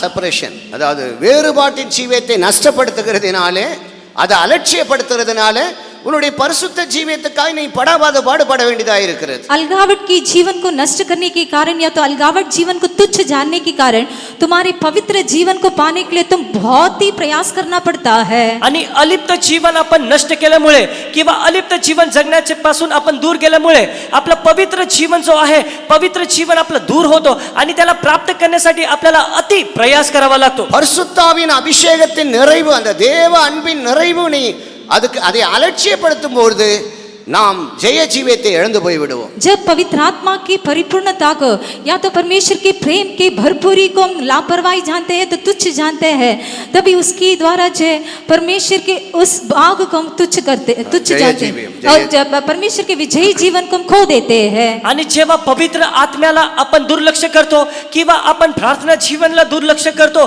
तर आपण आपल्या जीवनामध्ये जो भाग परमेश्वराने ठेवला आहे त्याला गमावतो. एवढंच नव्हे, जय जीवन, विजय जीवन आपण गमावतो. ஆண்டவருக்கு மகிமை உண்டாகட்டும். प्रभु की महिमा हो. देवाचे गौरव असो. அவன் அன்னைக்கு அலட்சியப்படுத்தி விட்டான். उसने उस दिन उसे तुच्छ जान लिया आणि त्या दिवशी त्या गोष्टीला त्याने तिरस्कार केला, तुच्छ जाणले. பிற்பாடு அவனுக்கு போதை தெளிந்தது. और उसके बाद उसकी नशा छूट गई आणि त्याच्यानंतर त्याची जी दशा आहे ती बदलली. பிற்பாடு அவன் தன் தகப்பனிடத்தில் போய் கேட்கிறான், ஆசீர்வாதத்தை தேடி அவனுக்கு அது கிடைக்கவே இல்லை. उसके बाद தகப்பனுடைய இருதயத்தில் ஒரு சேஞ்ச், ஒரு மாற்றம் உண்டாகவில்லை. उसके बाद वह अपने पिताजी के पास मांगता है और आशीषों को ढूंढता है, उसे कुछ नहीं प्राप्त हुई, उसके हृदय में भी कुछ बदलावट नहीं हुई. आणि त्याच्यानंतर त्याच्या वडिलांकडे, पिताकडे जाऊन तो आशीर्वाद मागतो, त्याला कोणतेच आशीर्वाद प्राप्त होत नाही आणि त्याच्या जीवनामध्ये, त्याच्या हृदयामध्ये कोणतेच परिवर्तन होत नाही. அருமையான தேவனுடைய பிள்ளையே, உன்னுடைய அலட்சிய ஜீவமானது உன்னுடைய பரம தகப்பனுடைய இருதயத்திலே எந்த மாற்றமும் இல்லாத ஒரு சூழ்நிலை உருவாக்காதபடிக்கு நம்மை பார்த்து கொள்வோமாக. प्यारे परमेश्वर के लोगों, तुम्हारे तुच्छ जीवन के कारण तुम्हारे स्वर्गीय पिता के हृदय में तुम्हारे प्रति किसी भी बदलावट नहीं होने वाली उस अवस्था नहीं आना चाहिए. इस तरह इस बातों को हम ध्यान कर लेंगे. देवाचे प्रिय लोक, तुम्ही पण तुमच्या जीवनामध्ये असं कोणत्या गोष्टी जर तुच्छ लेखत असाल आणि त्याच्यामुळे जर तुमच्या जीवनामध्ये कोणतेच रूपांतर किंवा परिवर्तनचे काम होत नाही, अशा कोणत्याही गोष्टी तुमच्या जीवनामध्ये दिसू नये. எபிரேயரிலே படிக்கிறோம், அவன் ஆசீர்வாதத்தை கண்ணீரோடு தேடியும் அவன் தகப்பனிடத்தில் எந்த ஒரு மனமாற்றமும் உண்டாகவில்லை. इब्रानियों की पुस्तक में हम ऐसा पढ़ते हैं कि उसने आशीषों को आंसुओं के साथ ढूंढने के बावजूद भी उसने अपने पिता के पास किसी भी परिवर्तन को नहीं देखा. आणि इब्री लोकास पत्र जेव्हा आपण वाचतो त्याच्यामध्ये असं वर्णन केलं आहे की अश्रू वाहत त्याने त्याच्या पित्याकडून आशीर्वाद मागितले, पण त्याच्या जीवनामध्ये कोणतंच रूपांतर किंवा परिवर्तन पित्याने पाहिले नाही. ஆகையினால் இன்றைக்கே ரட்சிப்பு, இன்றைக்கே மனம் திரும்ப வேண்டிய ஒரு சமயமாய் இருக்கிறது. और इसलिए आज ही उद्धार, आज ही मन फिरा होने वाला एक समय होकर दिखाई देता है. आणि तिकडे आपण पाहतो की आजच तारण, आजच एक मन फिरवण्याची एक वेळ आहे. மனம் திரும்புதல் என்றால் பொதுவாக புதிய ஆத்மாவை பற்றி தான் நாம் நினைத்து கொண்டிருக்கிறோம். मन फिराव करके कहने से सामान्य तौर से हम नए लोगों के लिए कर हम सोचते हैं. आणि जेव्हा आपण मन फिरवा असं आपण वाचतो किंवा ऐकतो तर आपण सर्वसाधारण रीतीने विचार करतो हे नवीन लोकांसाठी आहे. நானும் நீங்களும் மனம் திரும்ப வேண்டிய சமயம் இதுதான். मैं और तुम जो है मन फिरने का समय यही है. मी आणि तुम्ही मन फिरवण्याची वेळ आपल्यासाठी हीच आहे. அதான் ஆண்டவர் சொல்றாரு, சீக்கிரத்திலே மனம் திரும்பு. எதுல இருந்து நீ விழுந்த அதை நினைவு கூர்ந்து சீக்கிரத்திலே மனம் திரும்பு. और इसलिए परमेश्वर कहता है कि तुम कहां से गिर गए हो, उसमें से जल्दी से मन फिराओ. आणि म्हणून परमेश्वर बोलतो की कोणत्या ठिकाणाहून तुम्ही पडले आहात त्या ठिकाणाहून तुम्ही तुमचं मन फिरवा, पश्चाताप करा. ஆண்டவருக்கு மகிமை உண்டாகட்டும். प्रभु की महिमा हो. देवाचे गौरव असो. இரண்டாவது மோவாப் அம்மோனியர். दूसरा मोवाब और अमोनी है. आणि दुसरं मवाब किंवा अमोनी लोक. அதை பற்றி நாம் ஆதியாகமத்திலே நாம் படிக்கிறோம். उनके बारे में उत्पत्ति की पुस्तक में पढ़ते हैं. आणि त्याच्याविषयी आपण उत्पत्तीच्या पुस्तकामध्ये वाचतो. ஆதியாகமம் 19 அதிகாரம் 6வது வசனத்திலே தாமதப்படுத்துகிற ஒரு ஆவி அது. उत्पत्ति 19वां अध्याय का 6वां वचन में ऐसे विलंब करने वाली एक आत्मा. आणि उत्पत्तीचे पुस्तक अध्याय 19 आणि 6व्या वचनामध्ये आपण वाचतो विरोध करणारा एक आत्मा आहे. அடுத்த கன்வென்ஷன்ல பார்த்து கொள்ளலாம். अगला सम्मेलन में हम देख लेंगे. आणि पुढच्या संमेलनामध्ये आपण அடுத்த முறை पाहूया. நாம போய் மனம் திரும்பி கொள்ளலாம். इसकी बाद आने वाली मौका में मन फिर आएंगे. आणि येणाऱ्या वेळेमध्ये येणाऱ्या सभेमध्ये आम्ही मन फिरू. அடுத்த வருஷம் ஞானஸ்தானம் எடுத்துக்கொள்ளலாம். अगला साल बपतिस्मा ले लेंगे. पुढच्या वर्षी मी बपतिस्मा घेईन. இல்லை பிரியமான தேவனுடைய பிள்ளையே, ऐसा नहीं प्यारे परमेश्वर के लोगों, आणि असं नाही देवाचे प्रिय लोक. உன்னுடைய ஆசீர்வாதத்தை உன்னுடைய நஷ்டப்படுத்திக் கொள்ளாதே. तुम्हारे आशीषों को आप नष्ट नहीं करना चाहिए. तुम्ही तुमचे आशीर्वाद नष्ट नाही करायला पाहिजे. மூன்றாவது, இவர்கள் வடக்கு பக்கம் திரும்பின உடனே மூணாவது ஒரு பெரிய ராட்சசனை பார்க்கிறார்கள். तीसरा, जब ये उत्तर दिशा की ओर फेर गए तब एक बहुत बड़ी धनाव को या तो राक्षस को देखता है. आणि तिसरं म्हणजे जेव्हा ते उत्तर दिशेकडे वळाले एक मोठा दानव किंवा राक्षस त्यांनी पाहिला. எஸ்போனிலே சீகோன் என்கிற ஒரு பெரிய ராஜா. इस्बोन में सीहोन करके एक बहुत बड़ा राजा है. आणि एसबोन मध्ये सिओ बोलून एक राजा आहे. அவன் பயங்கர ஒரு பெரிய ராட்சசன். वो एक बहुत बड़ा दानव या तो राक्षस था. तो खूपच मोठा दानव किंवा राक्षस होता. இவன் அவர்களை மோசே சமாதானத்தோடு தான் அவரிடத்திலே ஆட்களை அனுப்பி உங்க ஊர் வழியா நாங்க போறோம், கொஞ்சம் பர்மிஷன் கொடுங்க என்று கேட்கிறார். मूसा जो है उनके पास शांति से ही अपने लोगों को भेजकर अब तुम्हारे गांव के बीच में से हम पार करना चाहिए, हमारे लिए जरा अनुमति दे दो कर कर मांगता है. आणि मोशे त्याच्या लोकांना पाठवून खूपच नम्र किंवा शांत रीतीने त्यांना विचारतो की तुमच्या गावामधून आम्हाला जाण्यासाठी तुम्ही परवानगी द्या. ஆனால் அவன் என்ன செய்தான்? बल्कि उसने क्या किया, परंतु तो काय बोलतो, இவர்களுக்கு விரோதமாய் பெரிய ஒரு ராணுவத்தை கொண்டு வந்து யுத்தத்துக்கு வந்து விட்டான். इनके विरुद्ध एक बहुत बड़ी सेना को ले आकर युद्ध करने के लिए आ गया. आणि इस्रायलच्या लोकांच्या विरोधात मोठी सेना घेऊन येऊन तो युद्ध करण्यासाठी पाहत होता.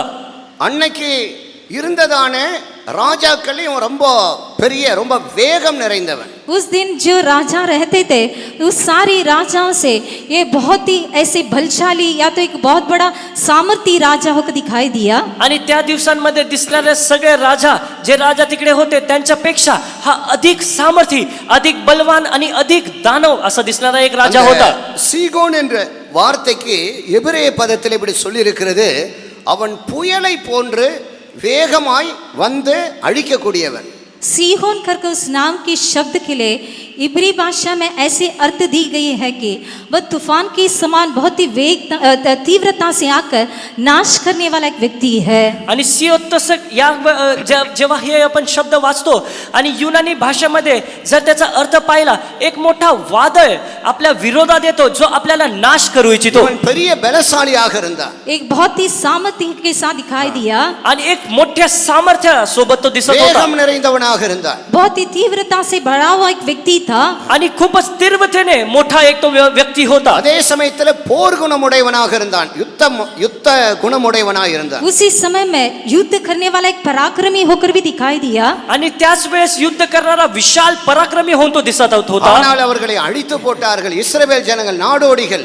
அவங்களுக்கு ஒன்றும் தெரியாது, யுத்தம் பண்றதுக்கெல்லாம் ஒன்றும் தெரியாது. இன்னும் தேசத்துக்கு போல ஒரு இராணுவம் கிடையாது. ஆனால் அவர்கள் போய் அவர்களை देवन ओप கொடுத்தார், அவர்களை முற்றிலும் அழித்து போட்டார்கள். तो भी इस्राएल लोग जो है वे अभी जो है देश में से निकल कर आ रहे हैं, उनके पास कोई सेना नहीं था, कैसा युद्ध करना चाहिए करके उनको कुछ भी पता नहीं था. तो भी परमेश्वर उनके संग रहने के कारण उस पूरे देश को उन्होंने नष्ट कर डाल दिया. आणि इस्रायलचे लोक आताच मिस्रमधून बाहेर आले, त्यांच्याकडे कोणतीच सेना नाही, युद्ध कसं करायचे त्यांना काही ठाऊक नाही, त्यांच्याकडे कोणते शस्त्र नाही. परंतु परमेश्वर त्यांच्या सोबत होता, त्यांच्या संगती होता आणि त्या परमेश्वराच्या संगतीद्वारे त्याने पूर्ण देशाचा नाश केला. நீங்களும் நானும் வடக்கு பக்கமாய் திரும்பும் பொழுது பெரிய வல்லமைகளை நாம் சந்திக்க வேண்டியதாக இருக்கும். आप और मैं जब उत्तर की भाग की ओर फिरेंगे तब बहुत बड़ी सामर्थ को हम सामना करना पड़ेगा.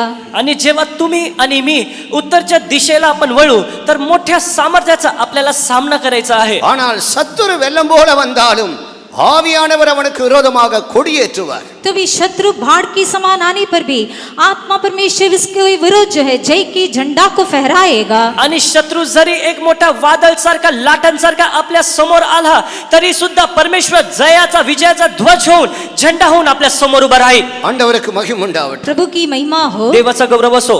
இந்த யுத்தமானது இஸ்ரவேலின் வரலாற்றில் மிகப்பெரிய யுத்தமாக பதிவு பண்ணப்பட்டிருக்கிறது. इस लड़ाई जो है इजरायलियों के इतिहास में एक बहुत बड़ी युद्ध होकर वहाँ वो जो है से दाखिल की गई है. आणि हा जो युद्ध आहे इस्रायलच्या इतिहासमध्ये एक सर्वात मोठा युद्ध होऊन असं दाखल केलेला किंवा लेख தாவீது आहे. கோலியாத்தை கொன்றது போல जैसे दाऊद ने गोलियत को मार डाल दिया, आणि जसं दाविदाने गोलियाताची हत्या केली, அவ்வளவு பெரிய ராட்சச கூட்டத்தை இந்த இஸ்ரவேலின் அடிமைகளாக கால்நடையாக புறப்பட்டு வருகிறதான இந்த பரதேசிகளை போல இருக்கக்கூடிய மக்கள் அவனை அழித்து போட்டார்கள். उतने बड़ी राक्षसों की झुंडों को ये जो इस्राएल लोग जो एक गुलामी बनकर रहा करते थे, अभी जो पैदल चलकर आ रहे हैं, परमेश्वर के इनके साथ रहने के कारण पूरे राक्षसों को, उस पूरे शहर को उन्होंने मार डाल दिया. आणि जसा गोलियात एक राक्षस होता तसाच हा राक्षसांचा एक कळप होता. परंतु हे जे लोक पायी पायी येत होते, रानातून प्रवास करून येत होते, परमेश्वर त्यांच्या संगती होता म्हणून त्या सगळ्या राक्षसांना त्यांनी नष्ट केले, त्यांचा सर्व नाश केला. அதை தாண்டின பிற்பாடு நாலாவது ஒரு ராஜாவை சந்திக்கிறார்கள். उसे पार करने के बाद चौथा एक राजा की सामना करते हैं. आणि त्याच भागामध्ये चौथ्या ठिकाणी ते एक राजाचा सामना करतात. பாசான் என்கிற நாடு அங்கே ஓக் என்கிறதான ஒரு ராட்சசன் இருந்தான். बाशान करके एक जगह में ओग कर एक दानव था. आणि वांजा एक ठिकाणी ओग म्हणून एक दानव होता. அவனுடைய ஹைட் எவ்வளவு தெரியுமா? அவனுடைய கட்டில், அவன் படுத்திருக்கிற கட்டில் எவ்வளவு பெருசு தெரியுமா? 13 அடி நீளம். वो उसकी लंबाई और ऊंचाई इतना था कि वह लेटने वाली उस खाट की फुट 13 फुट की लंबाई था. आणि त्याची उंची आणि लांबी एवढी मोठी होती, एवढी विशाल होती. ज्या खाटेवर तो झोपायचा त्याची उंची आणि लांबी 13 फूट अशी होती. நம்ம கட்டிலெல்லாம் 6 அடி தாங்க. हमारी खाट सब से 6 फुट की लंबाई रहती है. आणि जे आपली खाट आहे ती फक्त 6 फूट अशी लांबी आहे. அவனுடைய கட்டில் 13 அடி, 2 கட்டில் போட்டு எக்ஸ்ட்ரா 1 அடி, மொத்தம் 13 அடி நீளத்திலே அவனுடைய இரும்பு கட்டில் இருந்தது. उसकी खाट जो है 13 फुट की लंबाई की खाट बोलने से 2 खाट को मिलाकर और भी 1 फुट उसके साथ मिलाकर उतना बड़ा लोहे की लंबा खाट थी. आणि त्याची उंची जर आपण पाहिली तर 6 फुटाचे 2 खाट त्याला आपल्याला जोडायचे आहेत. अजून आपल्याला 1 फूट त्याच्यामध्ये वाढवायचे आहे. आणि तसा एक लोखंडाची त्याची एक खाट होती. அந்த கட்டிலுடைய அகலம் என்ன தெரியுமா? उस काट की चौड़ाई कितना है मालूम है क्या? आणि त्या खाटाची लांबी किती आहे आपल्याला ठाऊक आहे का? நம்ம கட்டிலெல்லாம் 3 அடி தான். हमारी खाट सब 30 फुट की चौड़ाई रहता है. आणि आपले जे खाट आहे कदाचित त्याचे जे 30 फूट त्याची लांबी असेल. அவனுடைய கட்டிலே டபுள், அதாவது 6 அடி அகலம் இருந்தது. बल्कि उसकी खाट जो है उससे भी दुगना बोलने से 6 फुट की चौड़ाई थी. आणि आपण पाहू शकतो त्याच्या खाटाचं जे दुगणं आहे कदाचित 6 फूट असं त्याचं एक लांबी असेल. இந்த இரும்பு கட்டிலை பற்றி உபாகமம் 3ஆம் அதிகாரம் 11வது வசனத்திலே எழுதப்பட்டிருக்கிறது. इस लोहे की काट के बारे में व्यवस्था विवरण 3 अध्याय का 11 वचन में लिखा हुआ है. आणि या लोखंडाच्या खाटेविषयी अनुवाद त्याचा 3 अध्याय 11 वचनामध्ये वर्णन केलेलं आहे. நோவாவுடைய பெருவெள்ளத்துக்கு பிற்பாடு नूह के जल प्रलय के बाद आणि नोआच्या जलप्रलय झाल्यानंतर ரேப்பாயிம் என்கிறதான ஒரு ராட்சச சந்ததி உலகத்தில் வாழ்ந்தார்கள். रेपाइम करके एक राक्षस की संतान संसार में जी रहे थे. आणि रेफाई लोकांपेक्षा शेष राहिलेला एक राक्षस तिकडे होता. அந்த इनத்துடைய கடைசி ராட்சசன் தான் இந்த ஓக் என்று சரித்திரம் சொல்லுகிறது. उस जाति के आखिरी राक्षसी इस ओग है करके इतिहास कहता है. आणि त्या जातीचा शेवटचा राक्षस म्हणजे हा ओग आहे असं इतिहास बोलतो. ஆனால் தான் இஸ்ரவேல் ஜனங்கள் இப்படி வேவு பார்த்து விட்டு வந்து இப்படி சொல்லுகிறார்கள். बल्कि इस्राएल लोग जो है ऐसे भेद देकर या तो जासूस कर आकर ऐसा कहता है. आणि इस्रायलमध्ये जे लोक भेद घेण्यासाठी गेले होते ते येऊन असं बोलतात, வானளாவிய கோபுரத்தை கண்டோம். हम जो है स्वर्ग तक, आकाश की तक इतनी बड़ी घुम्मट को देखा. आम्ही आकाश स्वर्गापर्यंत एक मोठा घुमट पाहिला आहे. ராட்சசர்களை கண்டோம். हम वहाँ दानव को देखे थे. आम्ही तिकडे राक्षस पाहिले आहे. அவர்களுக்கு முன்பாக நாங்கள் வெட்டுக்கிளி போல இருந்தோம், அவர்கள் கண்களுக்கும் நாங்கள் அப்படித்தான் தெரிந்தோம். उनके सामने हम तो टिड्डी के समान दिखाई दिए, उनकी दृष्टि में भी हम भी ऐसे टिड्डी के समान ही उनको भी दिखाई दिया. आणि त्यांच्या समोर आपण एक टिड्ड्या मानीन आहोत, त्यांच्या समोर आम्ही टिड्ड्या मानीन दिसून आलो आहोत. சொன்ன ரிசல்ட் கரெக்ட் தான். वे जो कहा हुआ जो बात है परिणाम है वो तो सही था. आणि ज्या गोष्टी ते तिकडे परिणाम घेऊन आले ते गोष्टी खरे ஆனால் அந்த होते. விசுவாச வீரர்கள் 2 பேர் என்ன சொன்னார்கள்? विश्वास के शूरवीर जो दो जन थे उन्होंने क्या कहा? परंतु विश्वासाचे शूरवीर दोन लोक काय बोलतात? அதை பற்றி கவலைப்படாதிருங்கள். उसके बारे में तुम चिंता नहीं करना. त्याच्याविषयी तुम्ही चिंता करू नका. கர்த்தர் நம்மோடு பிரியமாய் இருந்தால் போதும். यदि परमेश्वर हमारे साथ प्रसन्न होकर रहने से काफी है. जर परमेश्वर आपल्या सोबत प्रसन्न आहे तर ते पुरेसे கர்த்தர் आहे. எதிரி எவ்வளவு பெரியவனாய் இருந்தாலும் பயப்பட வேண்டிய அவசியம் இல்லை. हमारे विरोधी कितना भी बड़ा रहने से भी उनको देखकर हम डरने की आवश्यकता नहीं है. आपला शत्रू कितीही मोठा असू द्या त्याला पाहून आपल्याला भयभीत होण्याची आवश्यकता नाही. கர்த்தர் நம்ம மேல் பிரியமாய் இருக்கிறாரா என்ற அந்த விஷயத்தை மட்டும் கவனம் செலுத்தினால் போதும் என்று சொல்லுகிறார்கள். परमेश्वर हमारे ऊपर क्या प्रसन्नता के साथ रहता है क्या करके इस बात के ऊपर ध्यान लगाने से काफी है करके वे कहते हैं. ते असं बोलतात की जर का परमेश्वर आपल्या बरोबर प्रसन्न आहे या गोष्टीवर जर आपण लक्ष दिले ते पुरेसे आहे. போய் எளிதாய் ஜெயித்து விடுவோம். हम जाकर बहुत ही आसानी से उनके ऊपर हम जय पाएंगे. खूपच सहज रीतीने आम्ही त्यांच्यावर विजय प्राप्त करू. அன்னைக்கு இருந்த காலத்துல उन दिनों में रहा वो उस ऐसे अवसर में आणि त्यावेळेस राहिलेले काही असे अवसर கிட்டத்தட்ட आहेत 60 பட்டணங்கள் அக்கம் பக்கம் உள்ளதெல்லாம் அடிச்சு பிடுங்கி எல்லாத்தையும் வச்சு இவன் தான் எல்லாத்துக்கும் ராஜாவாக இருந்தான். लगभग आसपास में रहने वाले 60 शहरों को सब ऐसे मारपीट कर उनको सब लूट कर यही व्यक्ति उस सारे शहरों के ऊपर राजा होकर दिखाई दिया. आणि कमीत कमी 7 अशा देशांवर त्याने तिकडे सत्ता गाजवली. त्याने तिकडच्या लोकांना नष्ट केले. तिकडच्या सगळ्या गोष्टी त्याने चोऱ्या केल्या, स्वतःकडे ठेवले आणि त्यांच्यावर तो अधिपती राजा झाला. आपण पाहतो எதிரி பார்த்தாலே நடுங்கக்கூடிய அளவுக்கு ராணுவத்தை வைத்திருந்தார். यदि यदि उनका विरोधी या तो शत्रु देखने से उनकी सेनाओं को देखने से वे थरथराते थे. ऐसे अपनी सेनाओं को वे बनाकर रखा था. जर विरोधीने त्याचे शत्रू पाहिले, त्याचे सेना पाहिले तर विरोधी जो आहे तो थरथर कापत असे असं आपण पाहतो. இன்றைக்கும் அஸ்தோத் என்கிற பட்டணத்திலே அவனுடைய அரண்மனைகளும் அவனுடைய பாதாளத்தில் உள்ளதான மிகப்பெரிய குகைகளும் பட்டணங்களும் இருப்பதாக வரலாற்று ஆசிரியர் சொல்லும். இன்னைக்கு ஜனங்கள் போய் பார்க்கிறார்கள். இன்னைக்கும் இருக்கு.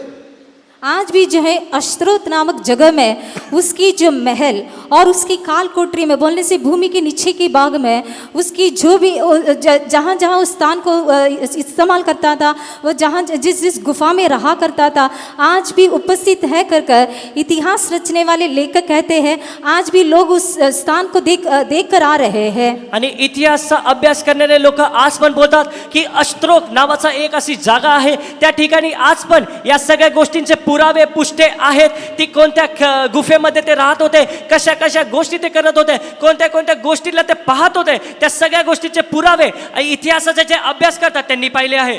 பின்னாட்களிலே சங்கீதத்தை எழுதின நாட்களிலே 135வது சங்கீதம் 136வது சங்கீதத்தில் இந்த ரெண்டு ராஜாக்களை ஜெயித்ததை பற்றி மிக விசேஷமாக சொல்லப்பட்டிருக்கிறது. उसके बाद के दिनों में जब भजन संहिता को छाया गया था तभी 135वां भजन और 136वां भजन में इस दो घटने के बारे में बहुत ही विस्तार रीति से लिखा हुआ है. आणि जेव्हा आपण स्तोत्र संहिता 135 आणि 136 वाचतो तर या गोष्टींनंतर झालेल्या सगळ्या गोष्टी खूपच विस्तार रीतीमध्ये तिकडे वर्णन केलेले आहेत. 4வது இடத்தை கடந்து विட்டார்கள். चौथे स्थान को पार कर दिए थे. आणि जेव्हा 4थ्या स्थानाला त्यांनी प्राप्त ரெண்டு केले மிகப்பெரிய ராஜாக்களை அன்னைக்கு இருந்ததுல மிகப்பெரிய ராஜாக்களை கொன்று அழித்து போட்டு விட்டார்கள். दो जो है उन दिनों में रहा वो बहुत बड़ी राजाओं को मार डालकर उन्हें नष्ट कर दिया था.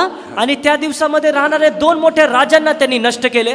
இது கானான் தேசத்துடைய ஒரு சிறு பகுதி தான். மிகப்பெரிய பகுதி இனிமே தான் இருக்கு. அவங்க யுத்தத்துக்கு போக வேண்டி இருக்கிறது. देखिए ये तो कनान देश की बहुत ही छोटी सी बाग था और भी बड़ा सा बाग बाकी है. वहाँ जहाँ जाकर वे युद्ध करने के लिए बचा था. आणि हे कानान मध्ये प्रवेश करण्यापूर्वी हा खूपच लहान छोटासा भाग आहे. याच्यानंतर त्यांना एक मोठा भाग किंवा मोठा युद्ध लढायचे आहे. त्याच्याविषयी आपण पाहतो. பின்னாட்களே மனாசே கோத்திரத்துக்கு அது அவர்களுக்கு கொடுக்கப்பட்டிருந்தது. बाद में आए हुए दिनों में मनाशी के गोत्र के लिए उस जगह दी गई थी. आणि तिकडे राहणारे मनाशेचे घराणे त्याच्यासाठी तिकडे ती जागा दिलेली होती. இன்னும் அவங்க யோர்தானை கடந்தால்தான் அவர்கள் மிகப்பெரிய யுத்தத்தை அவர்கள் செய்ய வேண்டி வரும். और भी वे यर्दन नदी को पार करने से वे एक बहुत बड़ी युद्ध को करना पड़ेगा. आणि जर यर्दन नदी त्यांनी पार केली तर एक मोठं युद्ध त्यांना करावे लागेल. இந்த ரெண்டு ராஜாக்களை ஜெயித்த பிற்பாடு इस दोनों राजा के ऊपर जय प्राप्त होने के बाद आणि ह्या दोन्ही राजांवर विजय मिळवल्यानंतर அடுத்து நேபோ என்கிற ஒரு மலைக்கு வருகிறார்கள். अगला नेबो कर एक पहाड़ के पास आते हैं. आता नंतर ते नेमो असं एक पर्वताजवळ येतात. அங்கேதான் ஆண்டவர் மோசேயிடத்தில் இப்படி சொல்லுகிறார். वहाँ परमेश्वर मूसा के पास ऐसा कहता है. तिकडे परमेश्वर मोशेला असं बोलतो, நான் உன்னுடைய ஜனத்துக்கு கொடுக்க போகிற தேசத்தை நீ இந்த மலையில ஏறி நின்று அங்கிருந்து பார், உனக்கு நல்ல தெளிவாய் தெரியும் என்று சொன்னார். मैं तुम्हारे लोगों को देने वाले देश को इस पहाड़ के ऊपर चढ़कर उस सारे देश को देखना स्पष्ट रीति से तुम्हें दिखाई देगा करके कहता है. आणि परमेश्वर मोशेला बोलतो की तुझ्या लोकांना मी जे करार केलेला देश मी जे देणार आहे या डोंगरावर तू चढून त्या देशाला पूर्ण स्पष्टपणे आणि संपूर्णपणे तू पाहून घे. மலையிலே ஏறி நிற்கிறான். अभी पहाड़ के ऊपर चढ़कर खड़ा हो गया. आता तो डोंगरावर चढला आणि उभा होता. அங்கே இருந்து அந்த தேசத்தை எல்லாம் பார்க்கிறான். वहाँ खड़ा होकर पूरे देश को सब देखता है. उभा राहून संपूर्ण देशाला तो पाहत आहे. அந்த மேரிபா தண்ணீரண்டை உண்டான அந்த பிரச்சனை நிமித்தமாக அவன் கானானுக்குள்ளே பிரவேசிக்க முடியாமல் போய்விட்டது. उस मेरी फात उस जगह में पानी के कारण हुई समस्या के कारण वह कनान देश के अंदर प्रवेश नहीं कर पाया. आणि मेरीफा ठिकाणी झालेल्या पाण्याच्या समस्यामुळे तो कनान देशमध्ये प्रवेश करू शकला नाही. அதற்கு முன்பாக யோசுவாவை அவன் அடுத்த தலைவனாக அபிஷேகம் பண்ணுகிறான். उसकी बात जो है यहोशू को पहले उसकी पहले जो है यहोशू को एक नेता होकर या तो उनके बड़ा अगुवा होकर वह नियुक्त करता है. आणि त्याचा आधी तो यहोशवाचा अभिषेक करून त्यांना एक अधिपती किंवा अधिकारी त्यांचा नियुक्त करतो. எல்லா பொறுப்புகளை ஒப்பு கொடுத்து விட்டு सारी जवाबदारी को उनके पास समर्पण करते हुए आणि सगळी जबाबदारी यहोशवाला समर्पण करून கடைசியாக அந்த தலைவன் மலையின் மேல் ஏறுகிறான். आखिर में उस नेता जो है उस पहाड़ के ऊपर चढ़ता है. आणि शेवटी हा त्या डोंगरावर चढतो. எல்லாவற்றையும் அவன் பார்க்கிறான். वो सारी बातों को देखा. सगळ्या गोष्टी त्याने पाहिले. அந்த இடத்திலே மரிக்கிறான். उस जगह में मर गया. त्या ठिकाणी त्याचा मृत्यू झाला. கர்த்தர் அவனை அங்கேயே அடக்கம் பண்ணுகிறார். परमेश्वर उसे वहां ही गाड़ दिया. आणि परमेश्वराने तिथेच त्याला दफन केले. ஆண்டவருக்கு மகிமை உண்டாகட்டும். प्रभु की महिमा हो. देवाचा महिमा असो. இன்னைக்கு வரைக்கும் மோசேயுடைய கல்லறை யாரும் பார்க்கவில்லை. आज तक मूसा के कब्रिस्तान को किसी ने नहीं देखा है. आणि आजपर्यंत वर्तमान दिवशी मोशेचे कब्रस्तान कुठे आहे कोणालाच ठाऊक नाही. ஆனால் अनेक வருஷங்களுக்கு பிற்பாடு तो भी बहुत सालों की पश्चात आणि खूप वर्षानंतर இயேசு மலையிலே ஜெபித்துக் கொண்டிருந்த போது जब यीशु पहाड़ के ऊपर प्रार्थना कर रहा था, जेव्हा येशू ख्रिस्त डोंगरावर प्रार्थना करत होता, இஸ்ரவேலின் மலையிலே அந்த மோசேயையும் எலியாவையும் பார்க்க முடிந்தது. इजराइल लोगों की पहाड़ में उस मूसा और एलिया को वे देख पाए. आणि इस्रायलच्या त्या डोंगरावर मोशेला एलियाला ते पाहू शकले. நம்முடைய கண்களை மூடுவோம். हमारी आंखों को बंद कर देंगे. या आपले डोळे आपण கர்த்தருடைய मिटूया. கரத்திலே அர்ப்பணிப்போமாக. हम अपने आप को अर्पण करेंगे. आपण स्वतःला अर्पण करूया. இதுவரைக்கும் நாம் சேயீர் மலையை சுற்றி வந்ததெல்லாம் போதும். इस समय तक बासेर के पहाड़ की जो बाहर हम चलते आए वह काफी है. आणि या वेळेपर्यंत सेयरच्या डोंगराच्या अवतीभवती आपण चाललो, हे काय आता बस करा. இனிமேல் நம்முடைய வடக்கு பக்கமாக நாம் அழைக்கப்பட்ட அழைப்பை நோக்கி பார்ப்போமாக. आगे से हम उत्तर की दिशा की ओर हम बुलाए हुए बुलाहट की ओर देखेंगे. आता आपण उत्तर दिशेकडे जे आपल्याला पाचारण केलेले पाचारण आहे त्याच्याकडे वळूया. இன்றைக்கு ரட்சணிய நாள். आज ही उद्धार का दिन है.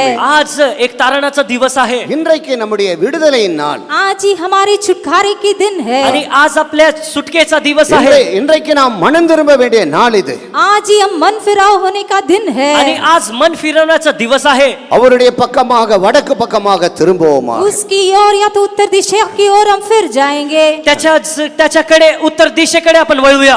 அங்கேதான் இஸ்ரவேல் தேசம் இருக்கிறது. वहाँ इजराइल की देश है. तिकडे इस्रायलचा एक देश आहे. அங்கேதான் சியோன் மலை இருக்கிறது. वहाँ ही सियोन की पहाड़ है. तिकडे सियोन पर्वत आहे. அங்கேதான் எருசலேம் இருக்கிறது. वहाँ ही यरूशलेम है. तिकडे यरूशलेम आहे. அங்கேதான் இயேசு பிறந்திருக்கிறார். वहाँ यीशु जन्म हुआ है. तिकडे येशू ख्रिस्ताचा जन्म झाला आहे. அங்கேதான் முழு உலகத்துக்கு ரட்சிப்பு உண்டாக போகிறது. वहाँ ही पूरी जगत के लिए उद्धार होने वाली है. आणि त्या ठिकाणी पूर्ण जगाचा उद्धार आहे. அவருடைய கரத்திலே அர்ப்பணிப்போமாக. उसके हाथों में अपने आप को हम समर्पण करेंगे. जे आपण स्वतःला त्याच्या हातामध्ये समर्पण करूया. ஆண்டவரை துதித்துக் கொண்டே இருப்போமா. ऐसे हम प्रभु की स्तुति करते ही रहेंगे. आणि असंच देवाची स्तुती करत राहा. அபிஷேகத்தினால் எல்லா அடிமை நுகங்கள் முறிக்கப்பட்டு போகிறது. अभिषेक की द्वारा सारे बंधन की जुवाल टूट दिया जाएगा. आणि अभिषेकाद्वारे त्या बंधनाचे सगळ्या जू तुटला जाईल. அவருடைய கரத்தில் ஒப்பு கொடுத்து கொஞ்ச நேரம் கர்த்தரை துதிப்போமாக. उसके ஆமென். हाथों में समर्पण करते हुए थोड़ी देर हम सब प्रभु की स्तुति करते ही रहेंगे. त्याच्या हातामध्ये सगळ्या गोष्टी समर्पण करून काही वेळेसाठी त्याची स्तुती करत राहूया. Praise the Lord, praise the Lord, praise the Lord, praise the Lord. यहोवा सिय्योन ही हमारा